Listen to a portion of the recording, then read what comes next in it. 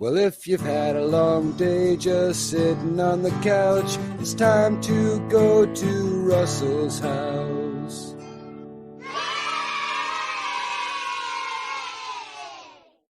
All right, ladies and gentlemen, welcome to Spooky Matter. Now, what tonight is going to be, as I mentioned, is a combination of those who have sent in ghost stories as requested.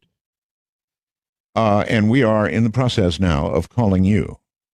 Now, we will augment that, if need be, with open line ghost stories. However, I want to serve up a warning to you.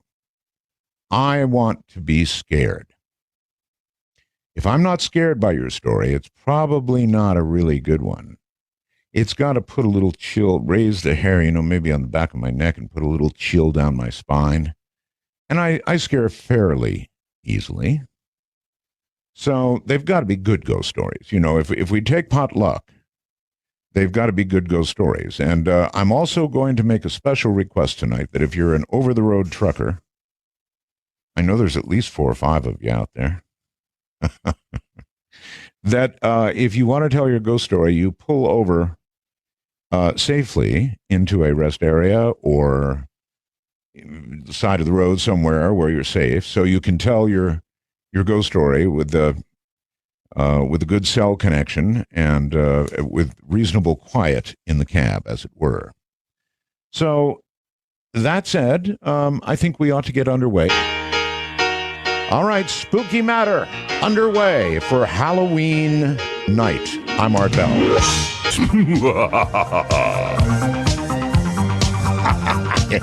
You've got to love that laugh.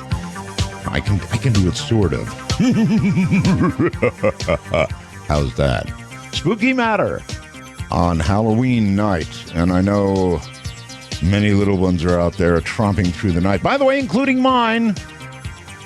In fact, one of the photographs on the front of artbell.com tonight is of my little one, Asia Rainbell, ready for candy collection.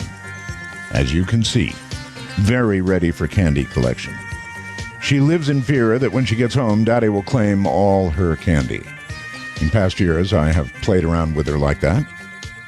And so now I believe that when she gets home, which she will before I do, of course, she will hide it. Who knows where? We'll probably find it next year. All right, let's go to Tennessee and Osage, I guess the name is, right? Is the name Osage? Hello, Tennessee. Hello, Osage. Are you there, my friend? Well, let me try it again. Osage, are you there, buddy? Yes, Art. How you doing? I'm doing fine. I thought we had lost you for a moment, but no, we have you. All right, so what's spooky in Tennessee? Nothing. The story I have is actually whenever I was overseas in the military. First, I just want to say I'm a little nervous, so I apologize. Oh, relax. So, in other words, it's like an alien ghost story. Okay, yeah. I also want to give a shout-out to Bill Gab. To all those guys out there. The Belgab people, yes, indeed. Yeah. What do I call them? Vicious but vaguely lovable. That's really an apt description. Yeah. Well, the story had to do whenever I was in the military. It was the 2002-2003. I was stationed overseas in Korea. I was at a Camp Stanley base, which is kind of far north. And, right. And I May I ask, let me stop you. What is it like?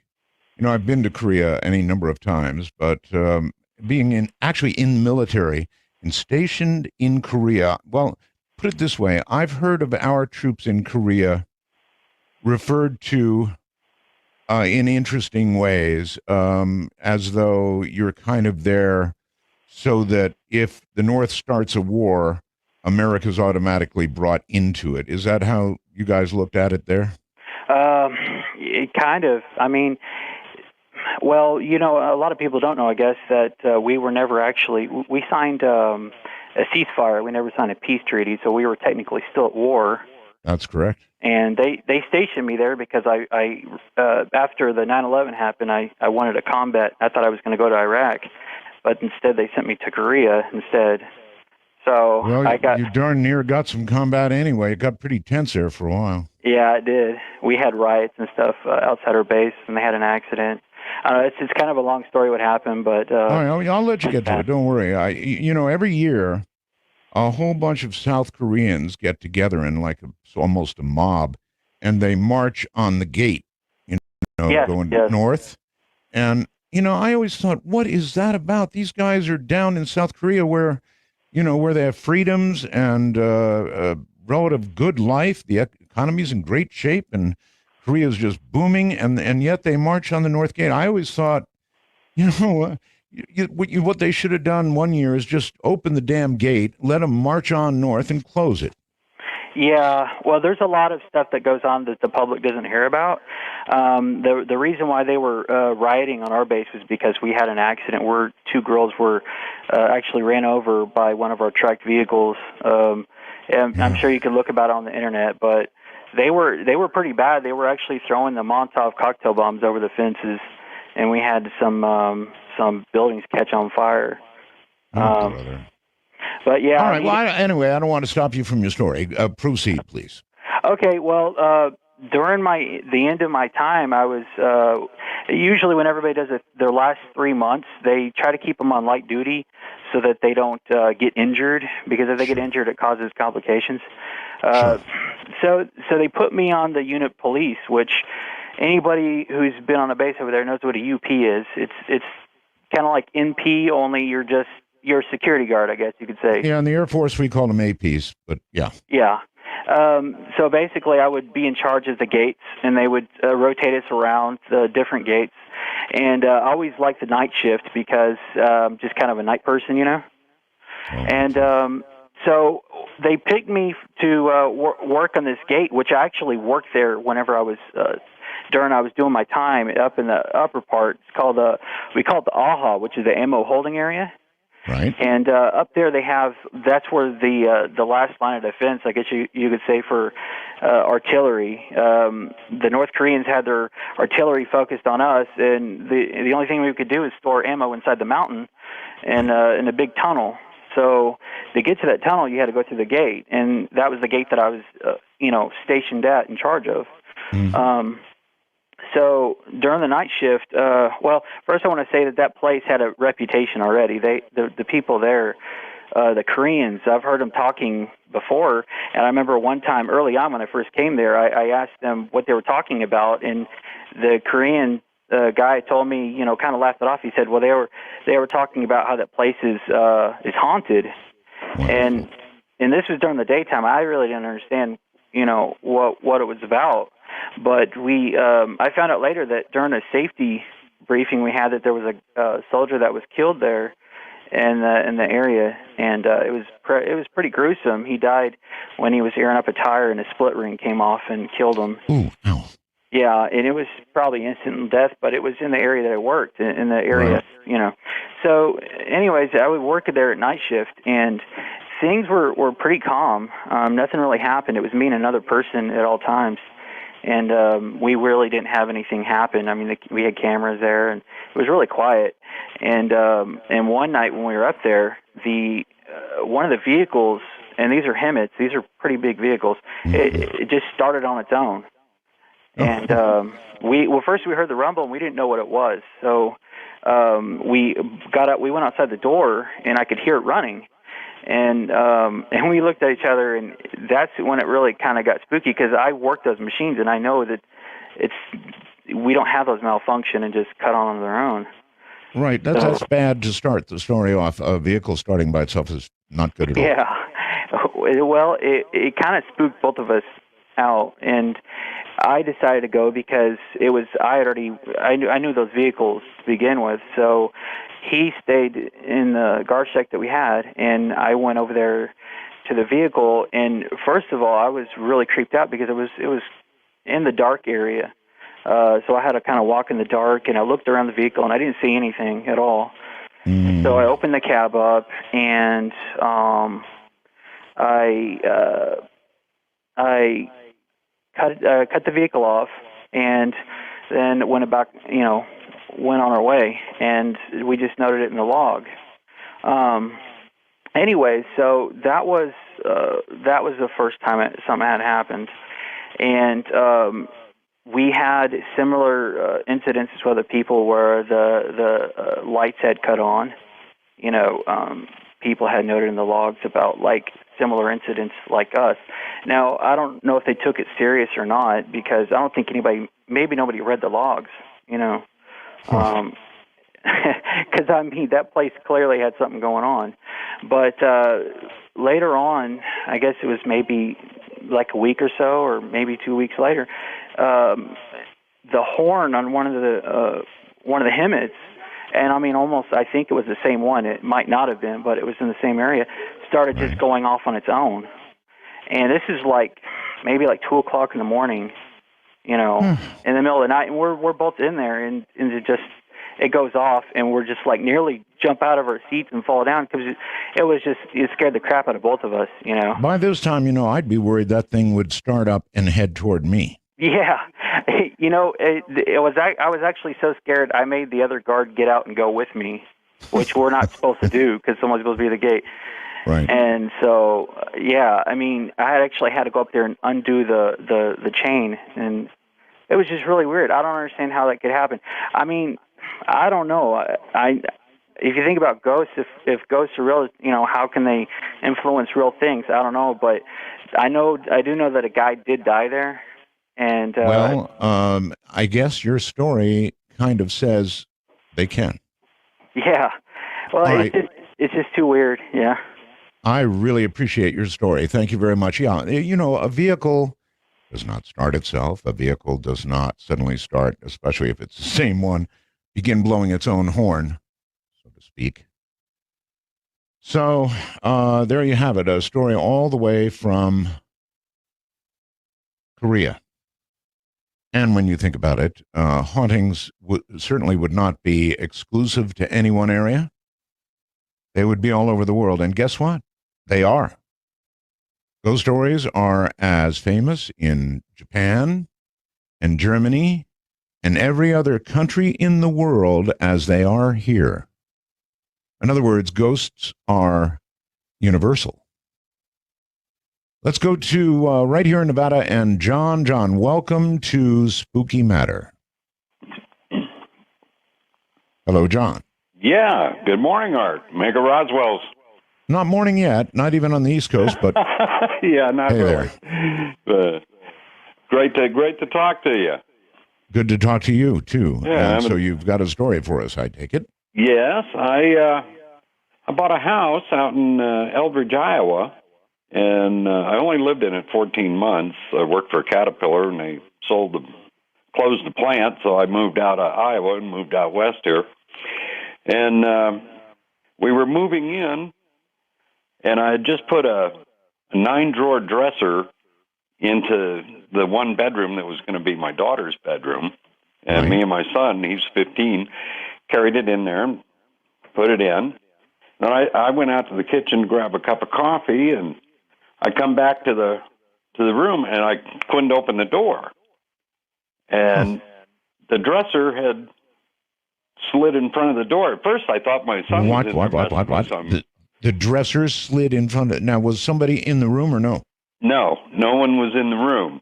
A 9-drawer dresser, that's big, right. Yeah, moved itself in front of the door. Yeah.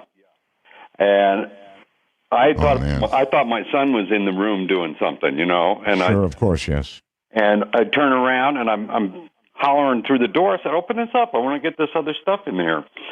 And then he comes in out from the front door with another box of stuff, and I'm going, "Well, who's in here?" So anyway, I had to pry the door open and slide that dresser out of the way to get back into a room that was empty. Well, that's just plain impossible. Yeah, well, that's what I thought. And, me and my wife sat down, had a cup of coffee, and you just bought the house. What do you do? I know. I'll tell you, I think what I would have done, did you buy from an individual or a realtor or what? No, I was a realtor. But I knew the guy that had lived there before, and he had never said anything about the house. I mean, I had worked with him at CAP. Yeah, no reports of ghosts, right? No. And it was a very strange thing. And my dog would never go in that room. We sat there and decided, well, this is pretty strange. So she said, well, it's not going to be my daughter's bedroom. She says, that's going to be your poker room then. And so, so is that what I moved it was? my dresser and the daughter into the other room. So all I put in there was my poker table and stereo, you know. How did you do at poker after that? Not real well in that room. That's just well, I love the story because it's impossible.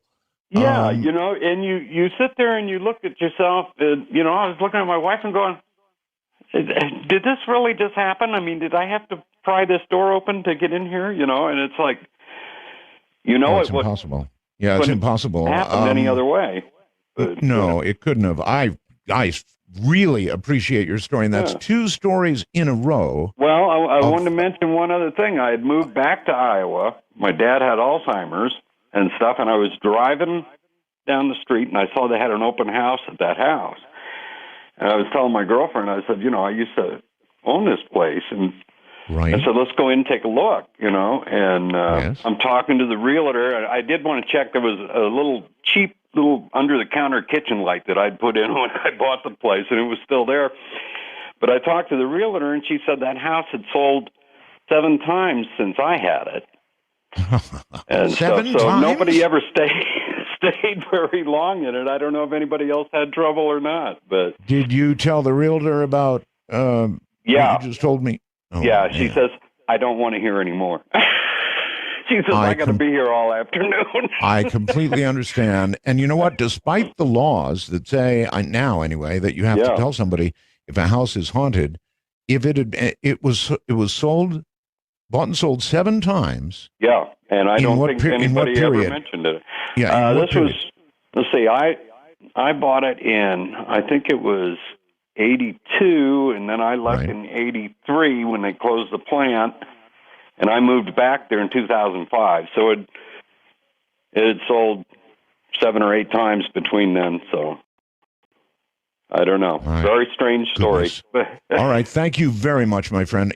Listen, second one in a row of how can I put this? Things being moved without human interaction.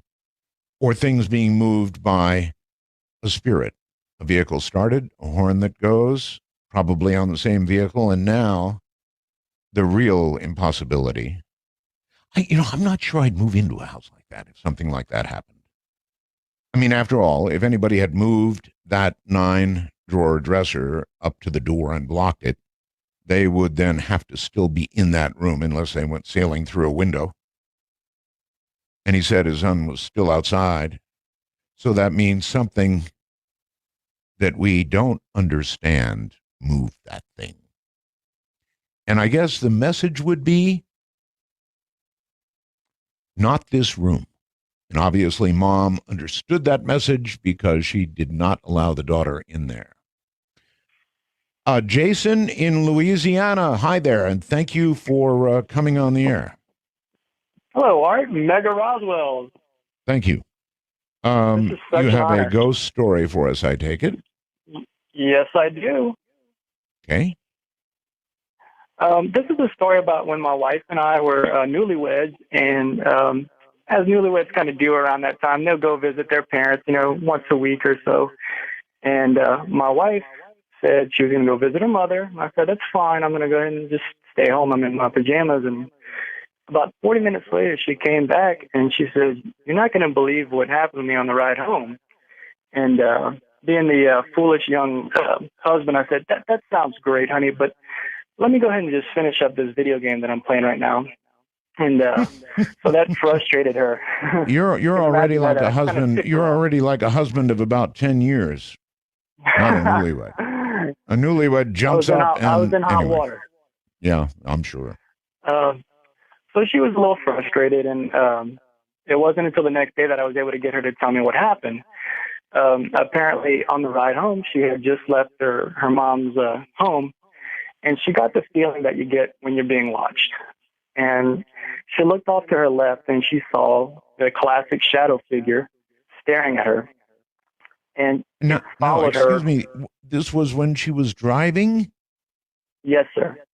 And this shadow person or whatever was moving by itself and keeping pace?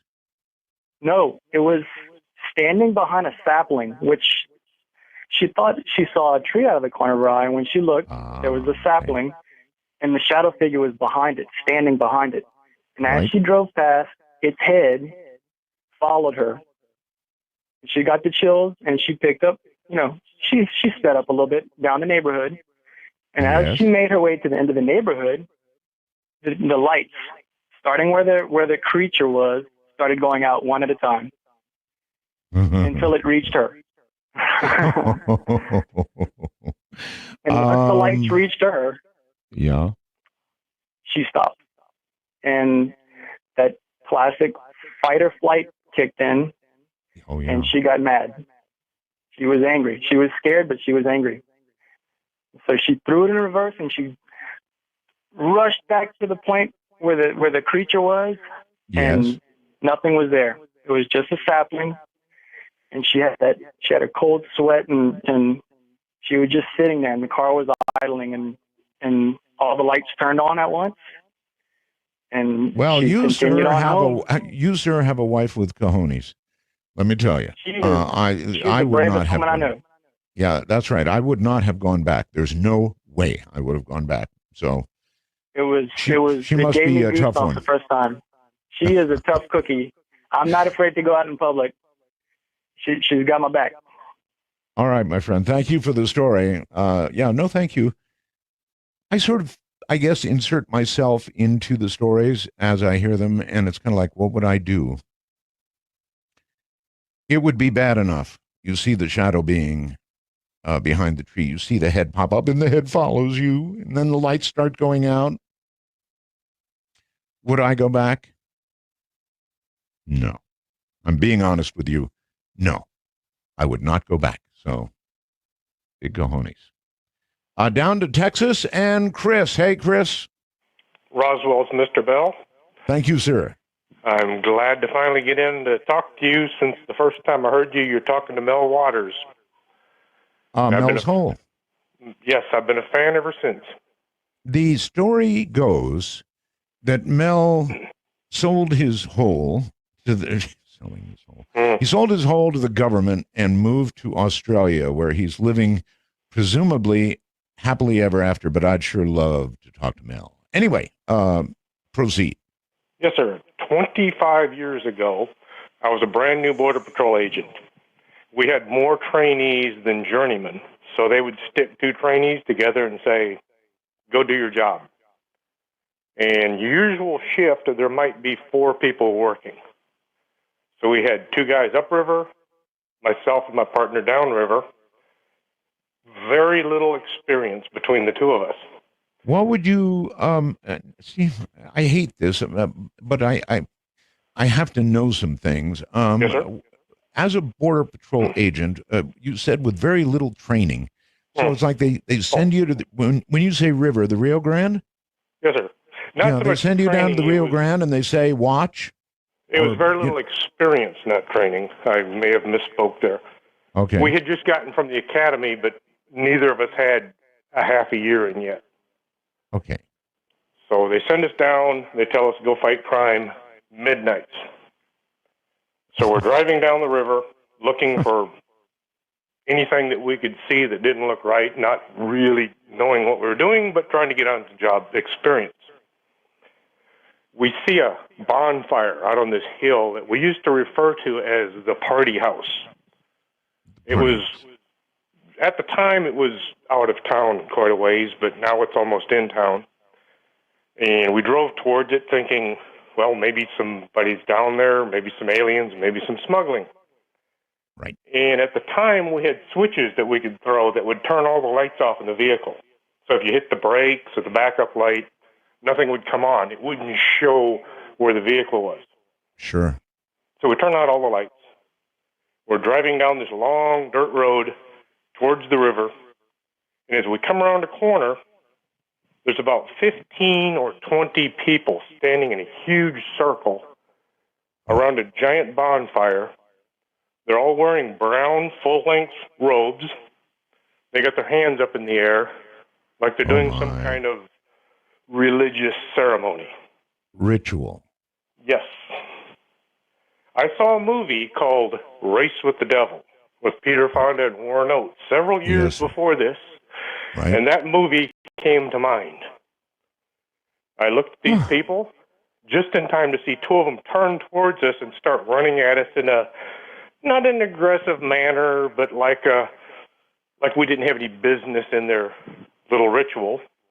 Oh, I'm sure you didn't. It was this is on the U.S. side of the border, of course, right? Yes, sir. Yes, about 2 o'clock in the morning.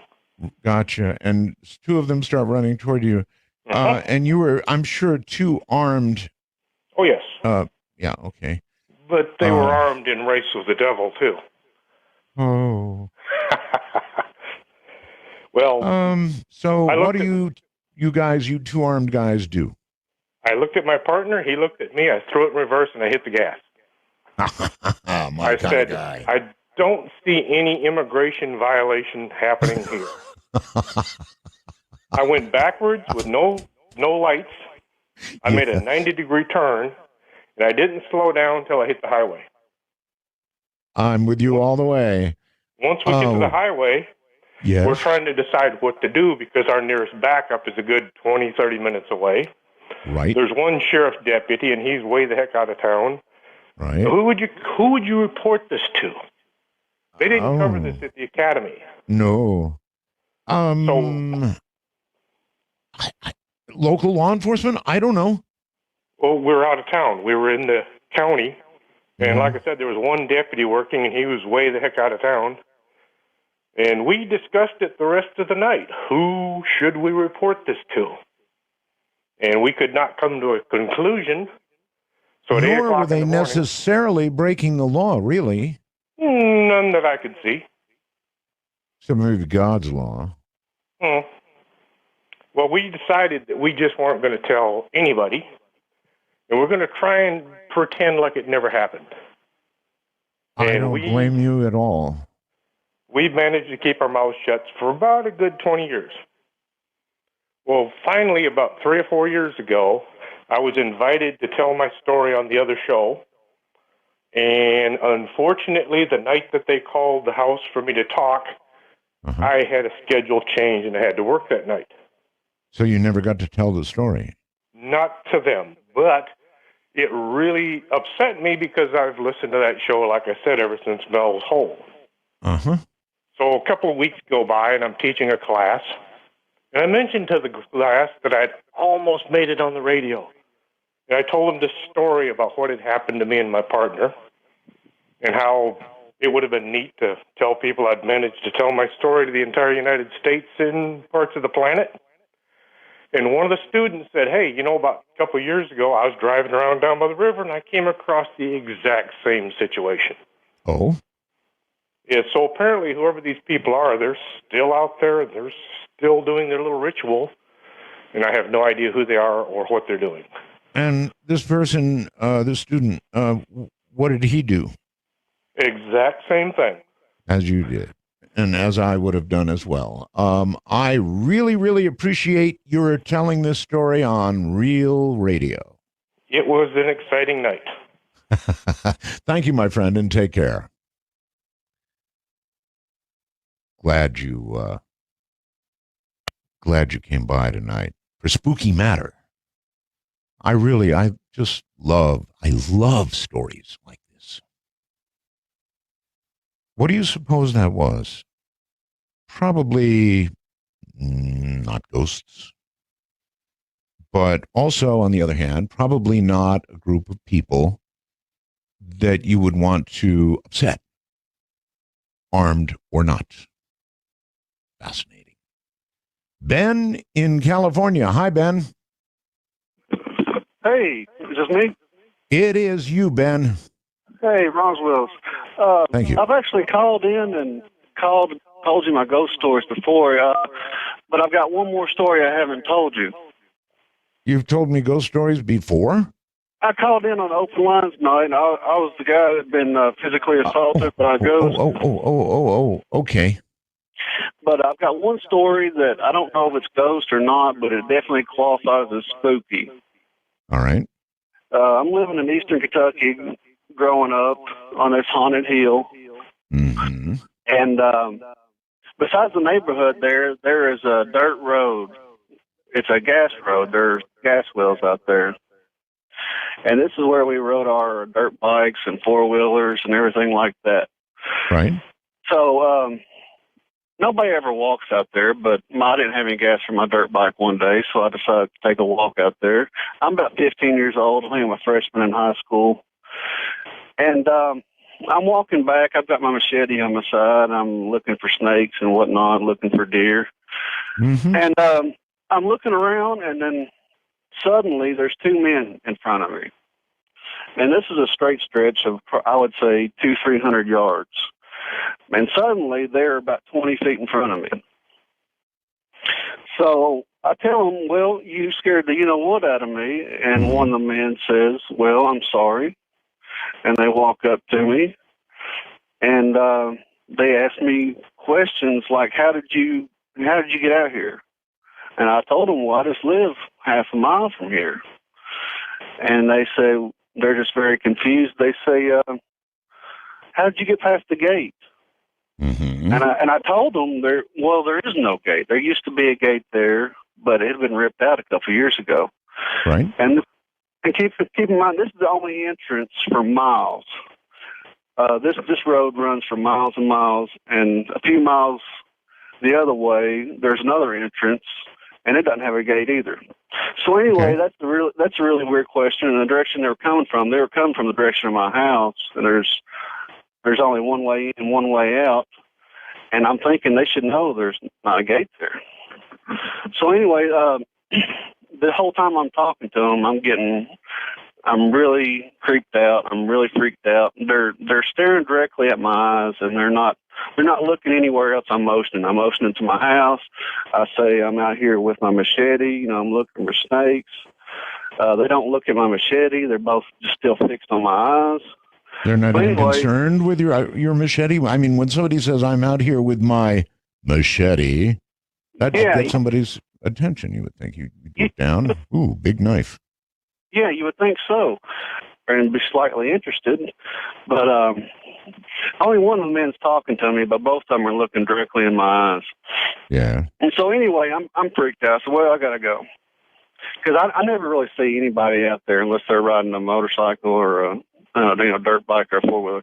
But I start walking back towards my house. We cross paths. And, of course, I'm scared, nervous. And within a few feet, I take a few steps and I turn around. They're not there. As in disappeared. As in they are gone. Well, maybe they vanished back into a time when there was a gate. Yeah. Say that gate hadn't been there in a couple of years, and I don't really know what that was about. But I start walking fast. I'm really nervous now. My heart's racing. I'm panting, and I'm walking fast. And I turn back. They're still not there. There's nowhere for them to hide, but they're not there. So I'm convinced that something bad's about to happen. So I'm running back to my house, and I reach the road again, and there's not a work truck there. There's nothing there. So I make it home. I run to the house. I slam the doors, lock the doors, tell my mom somebody's coming to kill me. Two men are trying to kill me. And sat there freaked out for the rest of the day. So I didn't tell that story because I didn't know if it's a ghost story or not, but it was definitely. Well, it is. All right. Thank you very much. I'm not sure what to call that story, but these odd things do happen. Yeah, and I understand. Sometimes you don't say it was a ghost. I kind of like my guess, actually. They asked about a gate that hadn't been there in a long, long time in a very weird way. And I'm guessing they went back to whatever it was, time-wise, when that gate was there. I could be wrong. It's just a guess. You're listening to Spooky Matter on Halloween. I'm Art Bell. Don't forget picture of my little Halloween girl, Asia Rain Bell, on the website, artbell.com.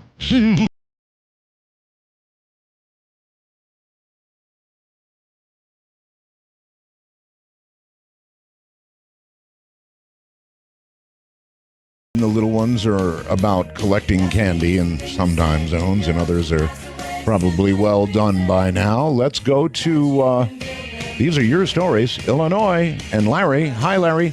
Hello, Art. Roswell's. Thank you. And I hope Asia comes back with a whole sack full of goodies for Daddy. Oh, she will, and she'll hide them before I get home. That's when you get into your daddy experiences, and surely you know where at least half the hiding spots are. Well, usually she knows I grab the candy and run around the house with her chasing me. That's how it usually works out. Yeah, that's Daddy's job. Anyway, you have a story for us. Yes, sir, I do. Picture it. You're a corrections officer. Uh-huh. Working a midnight shift. And at the beginning of each shift, doesn't make any difference which one of the three, you send your officers out to do an external perimeter check of the sensors on the fence and make sure everything's where it's supposed to be and working. I don't need any names, but I mean, is this a pretty good sized prison or a jail, or what are we talking about? This is a state institution. Okay, big one, yes, sir. Male. Pretty All good right. size. We was generally we run around with about a population of about 2,350. Oh, big one. Okay. Yeah, pretty good size. And I was a zone sergeant, and my officers automatically, went out and done their duties. We done an external perimeter check and an internal perimeter check. Sure. And the internal perimeter check not only included the inside fence, but also making sure that the doors and windows and everything was secured on the buildings. Right. And part of the institution was handed over from the Department of Mental Health. Mm. And this one particular building, which was right across a service road from another old mental health building that had inmates in it. Mm-hmm. But the building in question did not. It was not inhabited. And down on the basement level, there was it's still there, an extremely heavy steel fire door. Mm. And there for about at least twice a week, for about 6 weeks, we would find this door open. The fire door? A fire door. And did an alarm go off? I would think it would be kept. There's no alarms. This building was built about 1910. Okay, gotcha. And my officer that was doing the inspection reported to me that he found this door open, and these are all deadbolts. Oh. And so we find doors open, not real frequent, but from time to time, somebody would leave the building, on the evening shift if they had a class or something in there and failed to secure their door. But this building nothing was going on in there. Right. And the problem is that to secure this door, no personnel whatsoever inside our perimeter has a key to that door. You have to go to the communications room where we were issued our keys and our radios and get this one specific key, which took the authorization of the shift commander. And you had again, this door is normally always dead bolted. Yes. Okay. We had keys to all the other doors in that building except that one particular door. Right. Nobody inside the perimeter had that key. Well, I had to get authorization from the captain to get the key in writing, and naturally he wanted to know why. Well, to keep the sergeant that I relieved, keep him out of trouble, I just told the captain that I wanted to do a security check. Mm-hmm. So, fine. So, got it. We went in. Me and 4 of my officers, we went in, done an inspection, and the place was empty. And we secured the door. And I reported back to the captain, no results, everything's Mm-hmm. fine. Right. And then the next day when I come in, I talked to the sergeant that was in charge on the evening shift, told him what I found, and he said, "Did you put it in writing?" I said, "No, I don't think there's any need for that. Ain't no sense of getting a whole bunch of other people involved in this." Right. So he said, "Okay, I appreciate it." He said, "I was on the evening shift. They done 2 inspections, and one of them was right around 10 o'clock at night, while everybody else was performing a count. They'd go around and do their same inspections as when they come on Yes. shift. Right. Well, this went on for about 6 weeks, and we kept Oh, no, wait a minute. You're saying this door was open every night? at least twice a week. At least twice a week. Oh, my. Okay. And I'd still have to go up there and to the comm room, call the captain, get authorization. Well, by this, after about 3 or 4 weeks, he's starting to get really curious as to why I keep wanting to go in there. Sure. Especially, with that particular key, because I got keys to every other door in that building, and it was a pretty good-sized building. Right. So after about 6 weeks, it was getting pretty old, and me and my 4 officers, we went in, done our inspection. Well, this time the captain called an emergency count. And this is about 3 o'clock in the morning. And while they're counting, we're going in there and looking around. Didn't find anything. Secured the door. And as we were leaving, we're going down a little service road in between these 2 buildings. And not a whole lot of light back in that area. A few security lights on the buildings. But the main lights was from the perimeter lights around the fence. And I happened to turn around and looked up on the second floor window at the end of the wing. And I seen a little girl about 8 to 10 years old, blonde hair. And I just told my other officers, "Hey, come here." So I said, "Look up there. What do you see?" And all of their jaws went slack and their eyes got about as big as silver dollars. I said, "What did you see?" He said, "Do you see a little girl?" They all went, "Uh-huh." And about that time, she raised up her right hand and waved at us. And never seen her again. Never had any more problems with that door. Needless to say, that did not go on our reports. No, I wonder what her connection to that door was.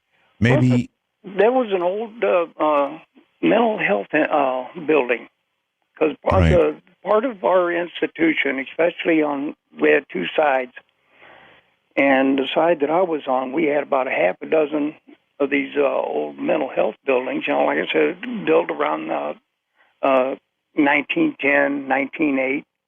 No, I got it. Maybe she had a dad or a mom that had been in that building. Well, there was children there too. Children too? Yep. Wow. Yeah, because a few of my officers worked in there for mental health when it was still in operation. And all right, well, all right. Well, you've given us, thank you very much, another story of, in my opinion, something that's been something physical that has been manipulated by something else. All the stories that we've had so far virtually have involved things physical moved by things not physical. 6 weeks of a deadbolt opening? Well, I guess we'll just have to all wonder what's up with that. Strange. New York. Back to New York and Franklin. Hello. Hey, Art. How are you?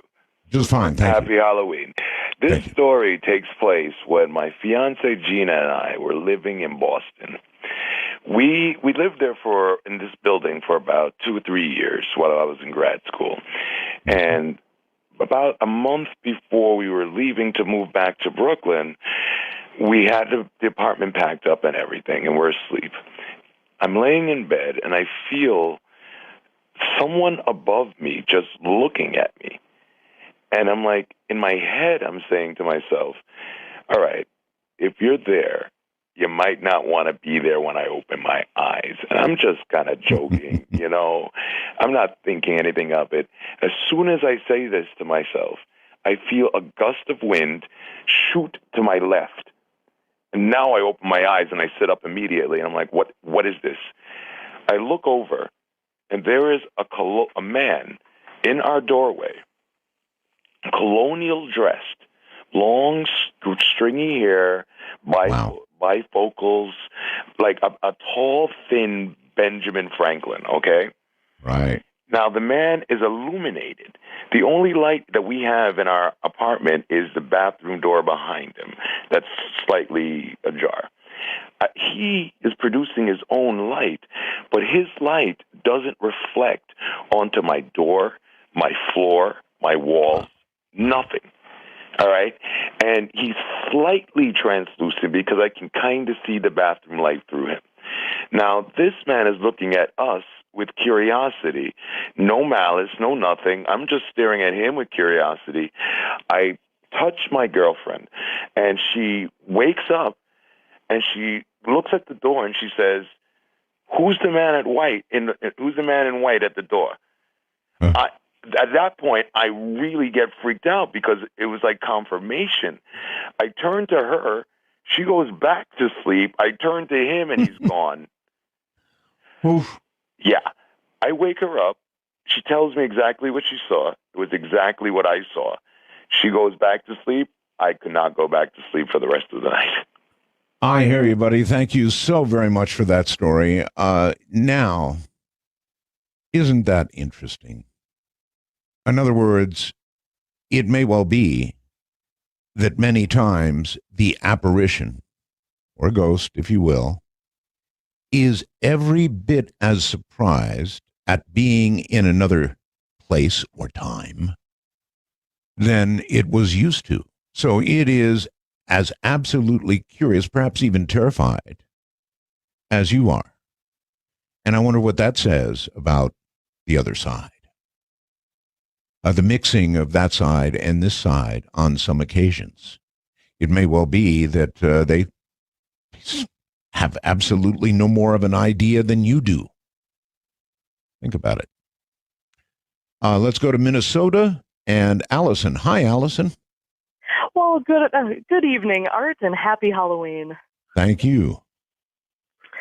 Well, my story I have a story that actually does involve things being moved without me moving them, but the story that I believe you were most intrigued in is my story of the time I saw a shadow person. And this story goes back about 15 years. I was 9, 10 years old at the time, and I was downstairs. We lived in my grandma's house at the time, and we lived in her basement. And this particular night, my mom had left to go grocery shopping, but my bedroom was in the basement right next to the stairwell. So the only way to get in and out of the basement is on these very, very creaky stairs. If anyone were to come downstairs, including our fat cat, I would know about it. So I'm reading my book for school that night, and I'm sitting on my bed, and the setup of this basement was very odd. It was my room had two doors, one that went to the stairwell, and then another one that went into a very oblong bathroom that was connected on the other side of this bathroom to our living room. And right by the doorway to the living room, there was a desk, and my mom had a light on that, and she left it on for me so that I wouldn't get scared while she was gone, even though my grandma was upstairs watching TV. So I'm reading this book, and the way I'm sitting on my bed, I can see through the bathroom and then into the living room, and I can see the light is pretty much framed by the little slit of the door that I can see through. And I don't know what compelled me to look up, but I look up over my book into the living room, and as I do so, a 6.5 to 7 foot tall pitch black shadow. I could see, the only definition it had was I could see shoulders, I could see a head, and I could see that it was wearing a bowler hat, of all things. And it didn't bob up and down as people do when they walk. It glided behind this desk from the living room into my mom's room and was gone. And I promptly threw my book across the room, opened the door to the stairwell, and ran upstairs and told my grandma. And she, of course, didn't believe me. Oh, that's silly. But this house, only my mom and I had just handfuls of experiences in this house. So she believed me when I got home. But the part that scared me the most about that shadow person is that it had to have walked a foot or two behind this lamp that was very bright, and it did not cast a shadow on the back wall behind it. It did not have any light reflect off it. It was like a cutout of reality. There was just blackness. And then this entity, you were seeing it full on, straight on with your vision, right? Not peripheral vision, straight on. Absolutely straight on. I watched it go by and sat there and realized what I'd seen for a second before I turned tail and ran. There was really no malice to anything that happened in that house. It actually, in a weird way, helped me out one time, but it's still such an abnormal thing to see. I just couldn't deal with it, and I ran away. Oh, I would have too. My kind of gal. All right. Well, listen, thank you for the story. It's a good one. You're very welcome. Take care. Thank you. My kind of gal. I mean, I'm being honest with you. If I saw a creature like that, I don't know about you. Perhaps all the rest of you are considering along with me. But if I saw a creature like that, so-called shadow person, straight on, and then it floated across the floor, I would be so gone. Let's go to Andrew all the way down in Melbourne, Australia. Hello, Andy. Hi, Art. How are you? Quite well. And I presume you have a ghost story for us. I do. It's the story involves my daughter's imaginary friend. Okay. For a number of years, my daughter had an imaginary friend that she described as a tall, old man that she named Roger. And it was one of those textbook imaginary friends where she would talk with him, play with him, have tea parties with him, and, sometimes even blame him for things. And, my wife and I would fully see her have conversations with like an unseen person. And, my wife did her research and she just chalked it up to an overactive imagination. For my daughter at the time was an only child. And we basically thought that, the behavior was perfectly normal and age appropriate. You know what, though? It's still creepy. If you watch a child talking to somebody that's not there and even apparently getting answers, it's pretty creepy. It's very creepy. And so my wife thought it was normal, but me having graduated from the Art Bell School of Ghost to Ghost and other paranormal shows, I always suspected that she may have been talking to a ghost. Having said that, we never had any paranormal activity in the house. We never saw apparitions or disembodied voices or red eyes in the closet. None of that. One thing happened that did freak me out is one day my daughter told me that Roger didn't like me. And that sort of made the hair on the back of my neck sort of stand up. And I said to her, why doesn't Roger like me? I'm a very likable guy. And she said, Roger doesn't like it when you throw cigarettes in his garden. Ooh. And my daughter did not know that I smoked cigarettes when she was born. I I cut down. I would only smoke when I was at work or late at night when she was in bed. But I would go outside, I'd light up, have my cigarette, and then throw the butt in the garden. And I guess Roger wasn't very fond of my habits. Oh, Andy, that's so creepy.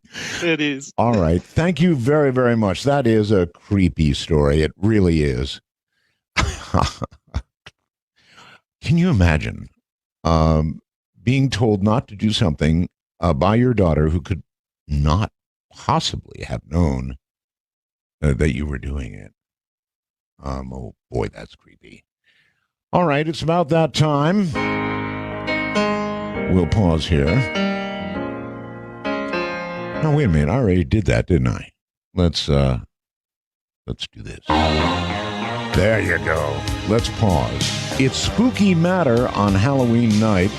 It's solidly dark here now on the West Coast, as it should be. Good evening, everybody. This is Spooky Matter on Halloween night. It is dark out there, isn't it? Have you looked behind you the last few minutes? Yeah, if I were you, I would. Let's go down to Sam in Texas on Skype. Hey, Sam. Hey, good evening, Art. Good evening. Okay, I have a ghost story for you. I recently moved out to my family farm in East Texas, and as part of that, I joined the volunteer fire department out here. Mm-hmm. And that amounted to me showing up at a meeting on Thursday, getting voted in. They sent me home with a radio and pager. Well, on Saturday night, 2 days later, the pager goes off, and I'm the first one to the station. The chief and I take a truck out to this accident. It's a rollover. The car's has died, but the radio's playing, and I walk up, look in, there's a guy kind of crumpled up in the passenger seat of the car because it's laying on its side. He's dead, yeah. And, you know, we were there for an hour. We had to wait for the police to come out, do their investigation, and the coroner and so forth.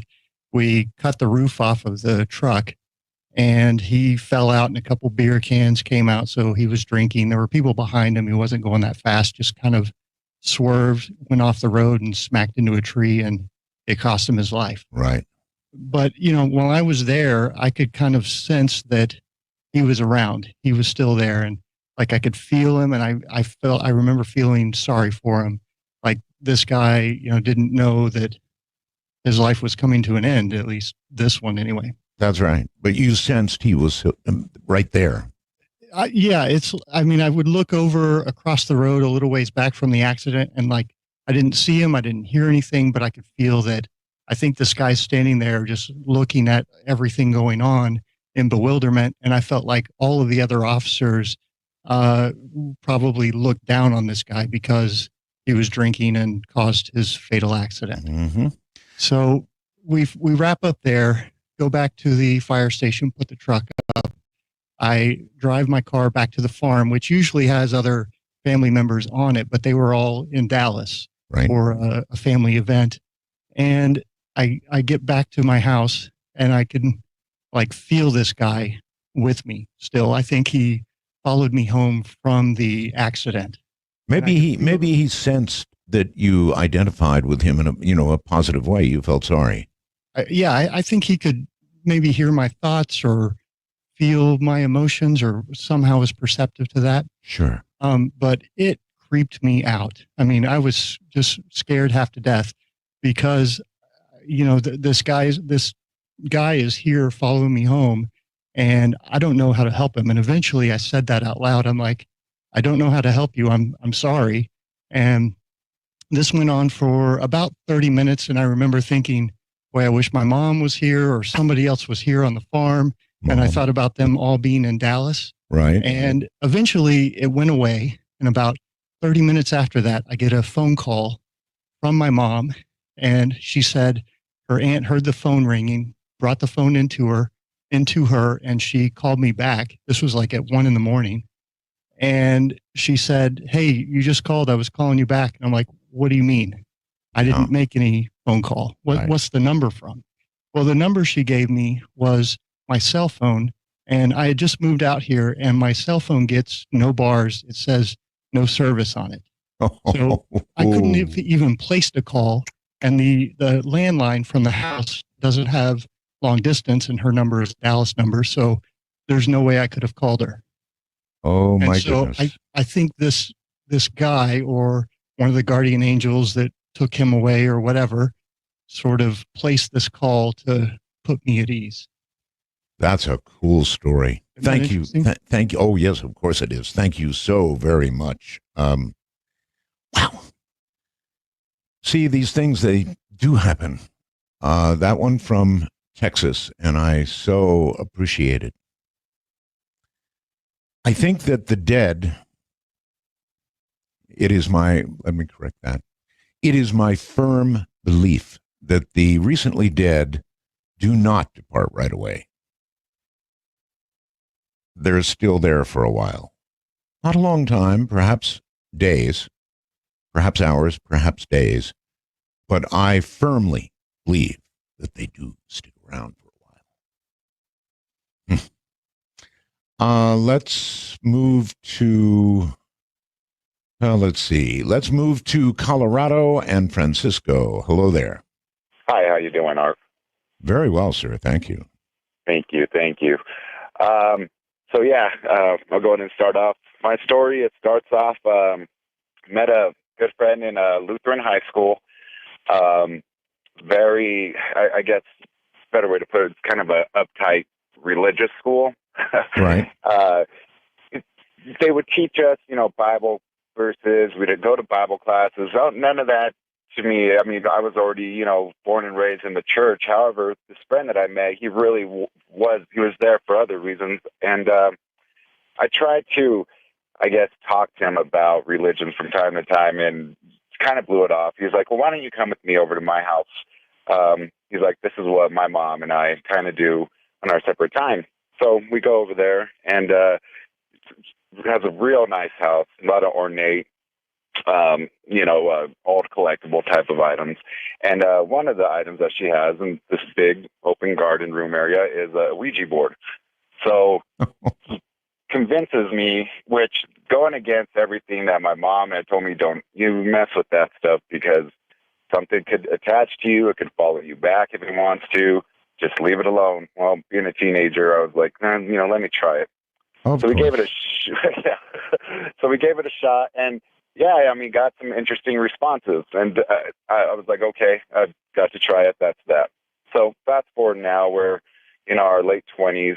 I'm in school, and actually, I had just left college to move back in with my mom to help her with my grandmother. She was suffering dementia at the time, and my friend calls us up. It's about maybe 3:30 in the morning. December, so it's cold, snowing, and I could just hear on the other room, he's just crying hysterically, and I get up, kind of, confused in the daze, asking, what's going on, and she says, he needs our help, we need to go to his house now, grab your things, let's go, and he lived, a few miles away. Mm-hmm. We get to his house, and he's standing outside in the snow with no shoes on, with just an undershirt and a pair of jeans, and immediately gets in the car, starts crying again. I mean, just shaking uncontrollably, probably from being cold and being scared. And as he starts to calm down, we ask him, what's going on? What happened in there? And he said, I came home, hanging out with some friends. He's like, and I smelled this awful smell, almost like sulfur. He's like, I paid no mind to it. I looked around the house. He's like, it's not until I came to my living room that I seen a man sitting on my couch. The man was very, I guess in his terms, he said the man was very good looking, very well kept. My friend had a dog, a big Rottweiler, and his Rottweiler, instead of barking, going crazy, wanting to attack this guy, sat right next to the man. The man kind of just was stroking the dog. He said when he looked at his eyes, that his eyes were gray.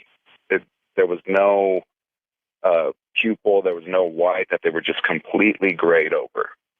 And I don't know if it was some type of, there was no verbal communication, he said, but the look, and maybe, not in his words, but maybe some type of the thoughts he felt his thoughts were being read by this being. Right. He said he just felt like his soul was being taken from him, and that this being knew that I have you right where I want you. When we had got to the house, like I said, he had already, in order for him to have gotten out of the house, I should have explained a little bit better, he had to break the window out of his bedroom. So my mom and I are like, do you have a key to get back in? The sun's starting to come up, like, 4:30, 5 o'clock in the morning. And we're all like, we really don't want to go in there, but let's go in there. So we finally make our way to his house, and the house is a wreck. Cupboards are basically torn off hinges. Food and dish plates are scattered all over the kitchen floor. There was even dog vomit in the living room, in multiple areas of the house. Sounds awful. Yeah. It was, like I said, I was born and raised in the church, and nowadays, too many people, they want to recognize the good and not also that there is evil out there. Yes, sir. This certainly opened my eyes to it, because seeing what I saw and sensed what I sensed, and just the atmosphere was heavy. That I was walking in that house and just knowing that, why would my friend go to extremes to break a window in order to get out of his own home? Because he was terrified. Yeah, he truly was. Absolutely terrified. Did he say anything about how everything got broken? No, he said once he felt that, as I was explaining, he felt like just a part of him or a part of his soul was just being taken by this entity. And he still, to this day, says it was the devil. But he says once he started feeling that awful feeling, he rushed to the front door. The door knob wouldn't budge. It wouldn't open, nothing. So that's why he decided to break out his bedroom window. It was everyone who I told this story after that, or familiar with my friend, they were shaken. I mean, and just terrified to think, like, that is something else. So we had that same day, we called some priests over to come and bless the house. And even the priests they had a look to them that maybe there really was something here that we can't explain. And during the prayer, my friend, the one who went through all this, he straight fainted on the floor. So I don't know if it was a possession and he was making that up, let's just say, but whatever happened, something happened. Well, thank you very much. I don't think anybody makes up breaking out a window of your own house. Not for a second. The rest of it, I don't know, as he said. But if you thought that you were sitting across from death and that death had come for you, you might do the same thing. Zach, somewhere or another on Skype. Hello. Hi, Art. Hi. Where are you? Halloween. I'm sorry, Zach. Where are you? Oh, I'm in Oakville, Canada. Canada. Okay. Very good. So I've got a story that happened last year. My uncle was staying with us here at my house, and we were talking one night, and he was telling me about all these horrible dreams he was having. Mm-hmm. And I mentioned it the next day, my friend who likes to dabble in the occult, and he suggested to me that we do a banishing ritual, whereby he would summon the negative energies and then banish them from my uncle's life, and also anyone that was in my house. Right. So I mentioned this to my uncle after I talked to him, and he was down for it. So the next day, my friend comes over, and what he did is he set up 4 candles in the north, east, west, and south corners of the house. Mm-hmm. And he went outside. We've got a walkout basement, so he was under my deck doing whatever he had to do for the ritual. Meanwhile, my uncle and I are sitting in a living room, and we were just told by my friend to just sit there in silence and just sort of, I guess, ponder life. Right. And not that long after it began, I got paranoid because I couldn't see all the candles. So I was concerned, one of them might catch fire or something. So I walked around the house periodically to check in on them. And I did a round and everything was fine. And I come back to the room and the candle that was in the south side of the house where we were sitting started making this pinging sound. What? It just kept going ping, ping, ping, and it would stop. And my uncle and I look at each other, and we say, "Did you hear that?" My uncle says, "Oh yeah, I heard that." And a couple minutes later, it goes ping, ping, ping again.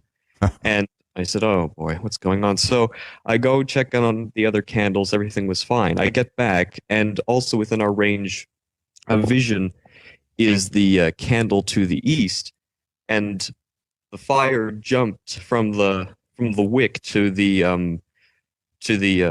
case that the candle was sitting in. Wow. So I said, "Oh God!" I mean, I said, "I don't care about this ritual. I gotta, blow this out." So I managed to blow up the fire around the rim of the candle case and kept the wick going.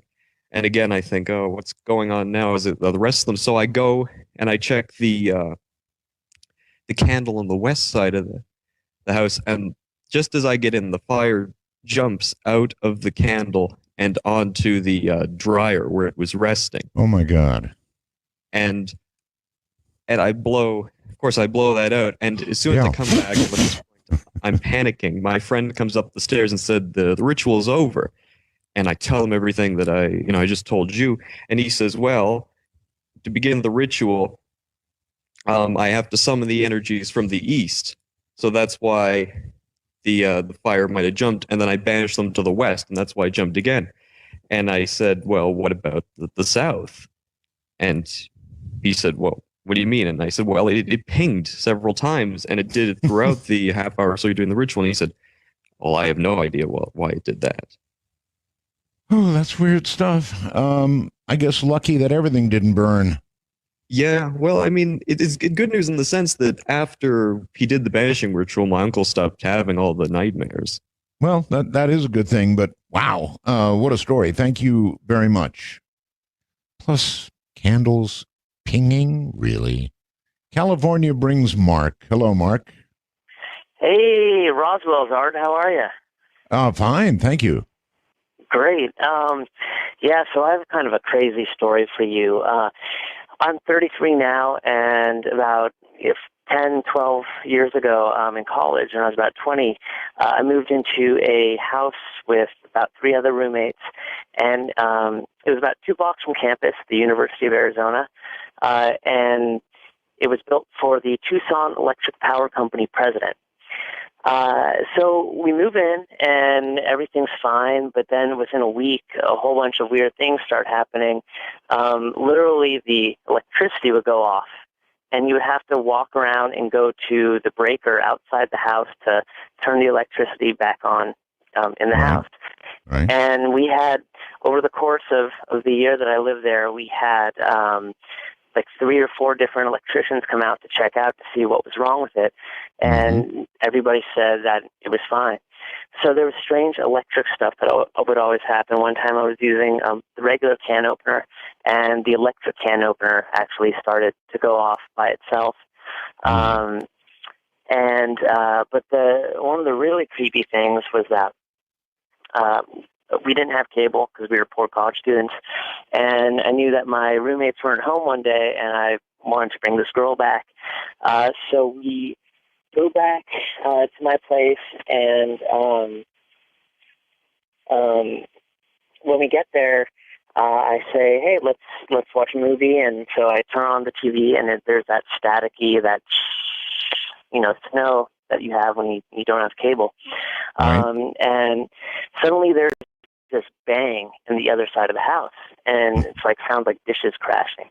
And she says, "What was that?" And I said, "I don't know, but I swear there's something really weird with this house. It's haunted."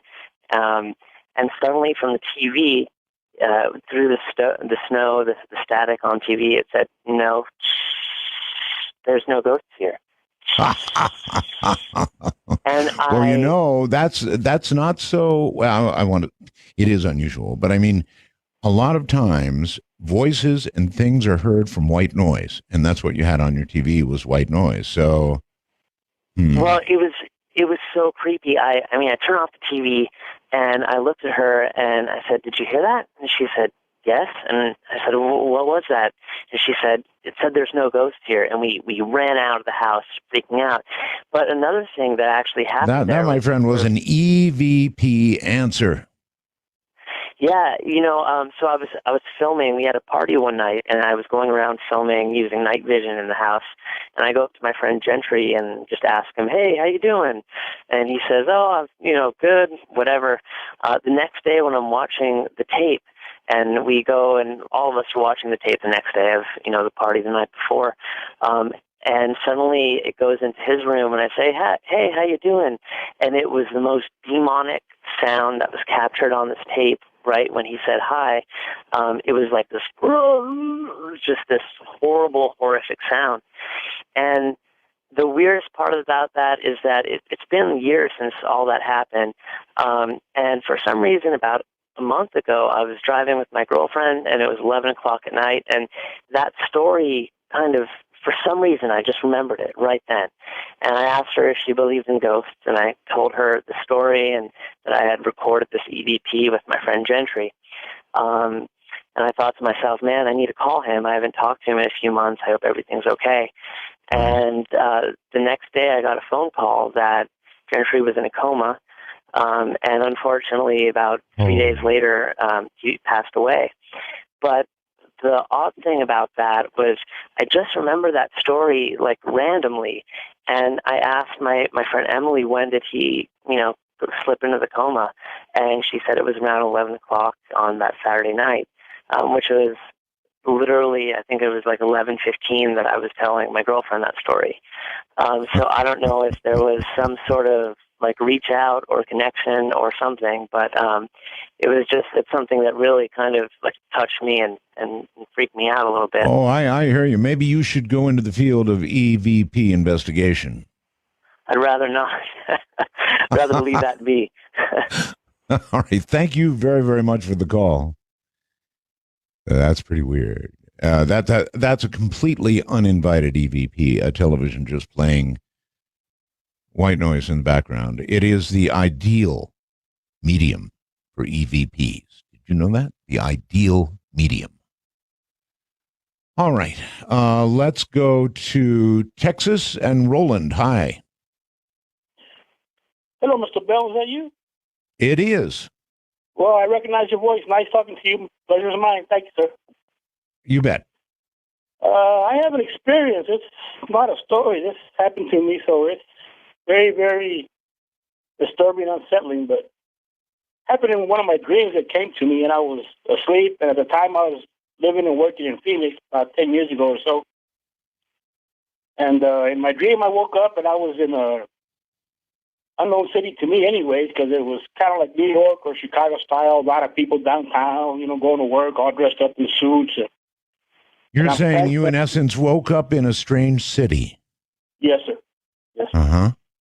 And in my dream, I'm climbing the stairs to go up to like a high-rise building, and I'm not exactly how high it was, but it had been at least 20, 30, 40 stories.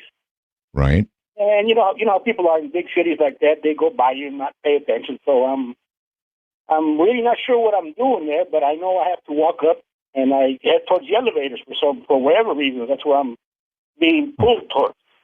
Okay.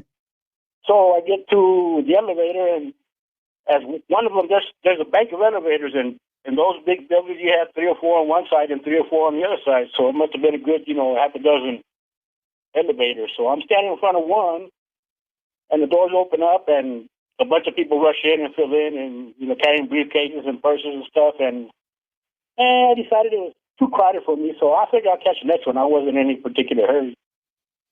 So I wait for the next one. And that one opens up, and the doors open up, and there's no one coming out, and there's really not a crowd any longer. I'm really the only one going to get in. So as the doors open up, I notice, I guess, what you call an elevator operator.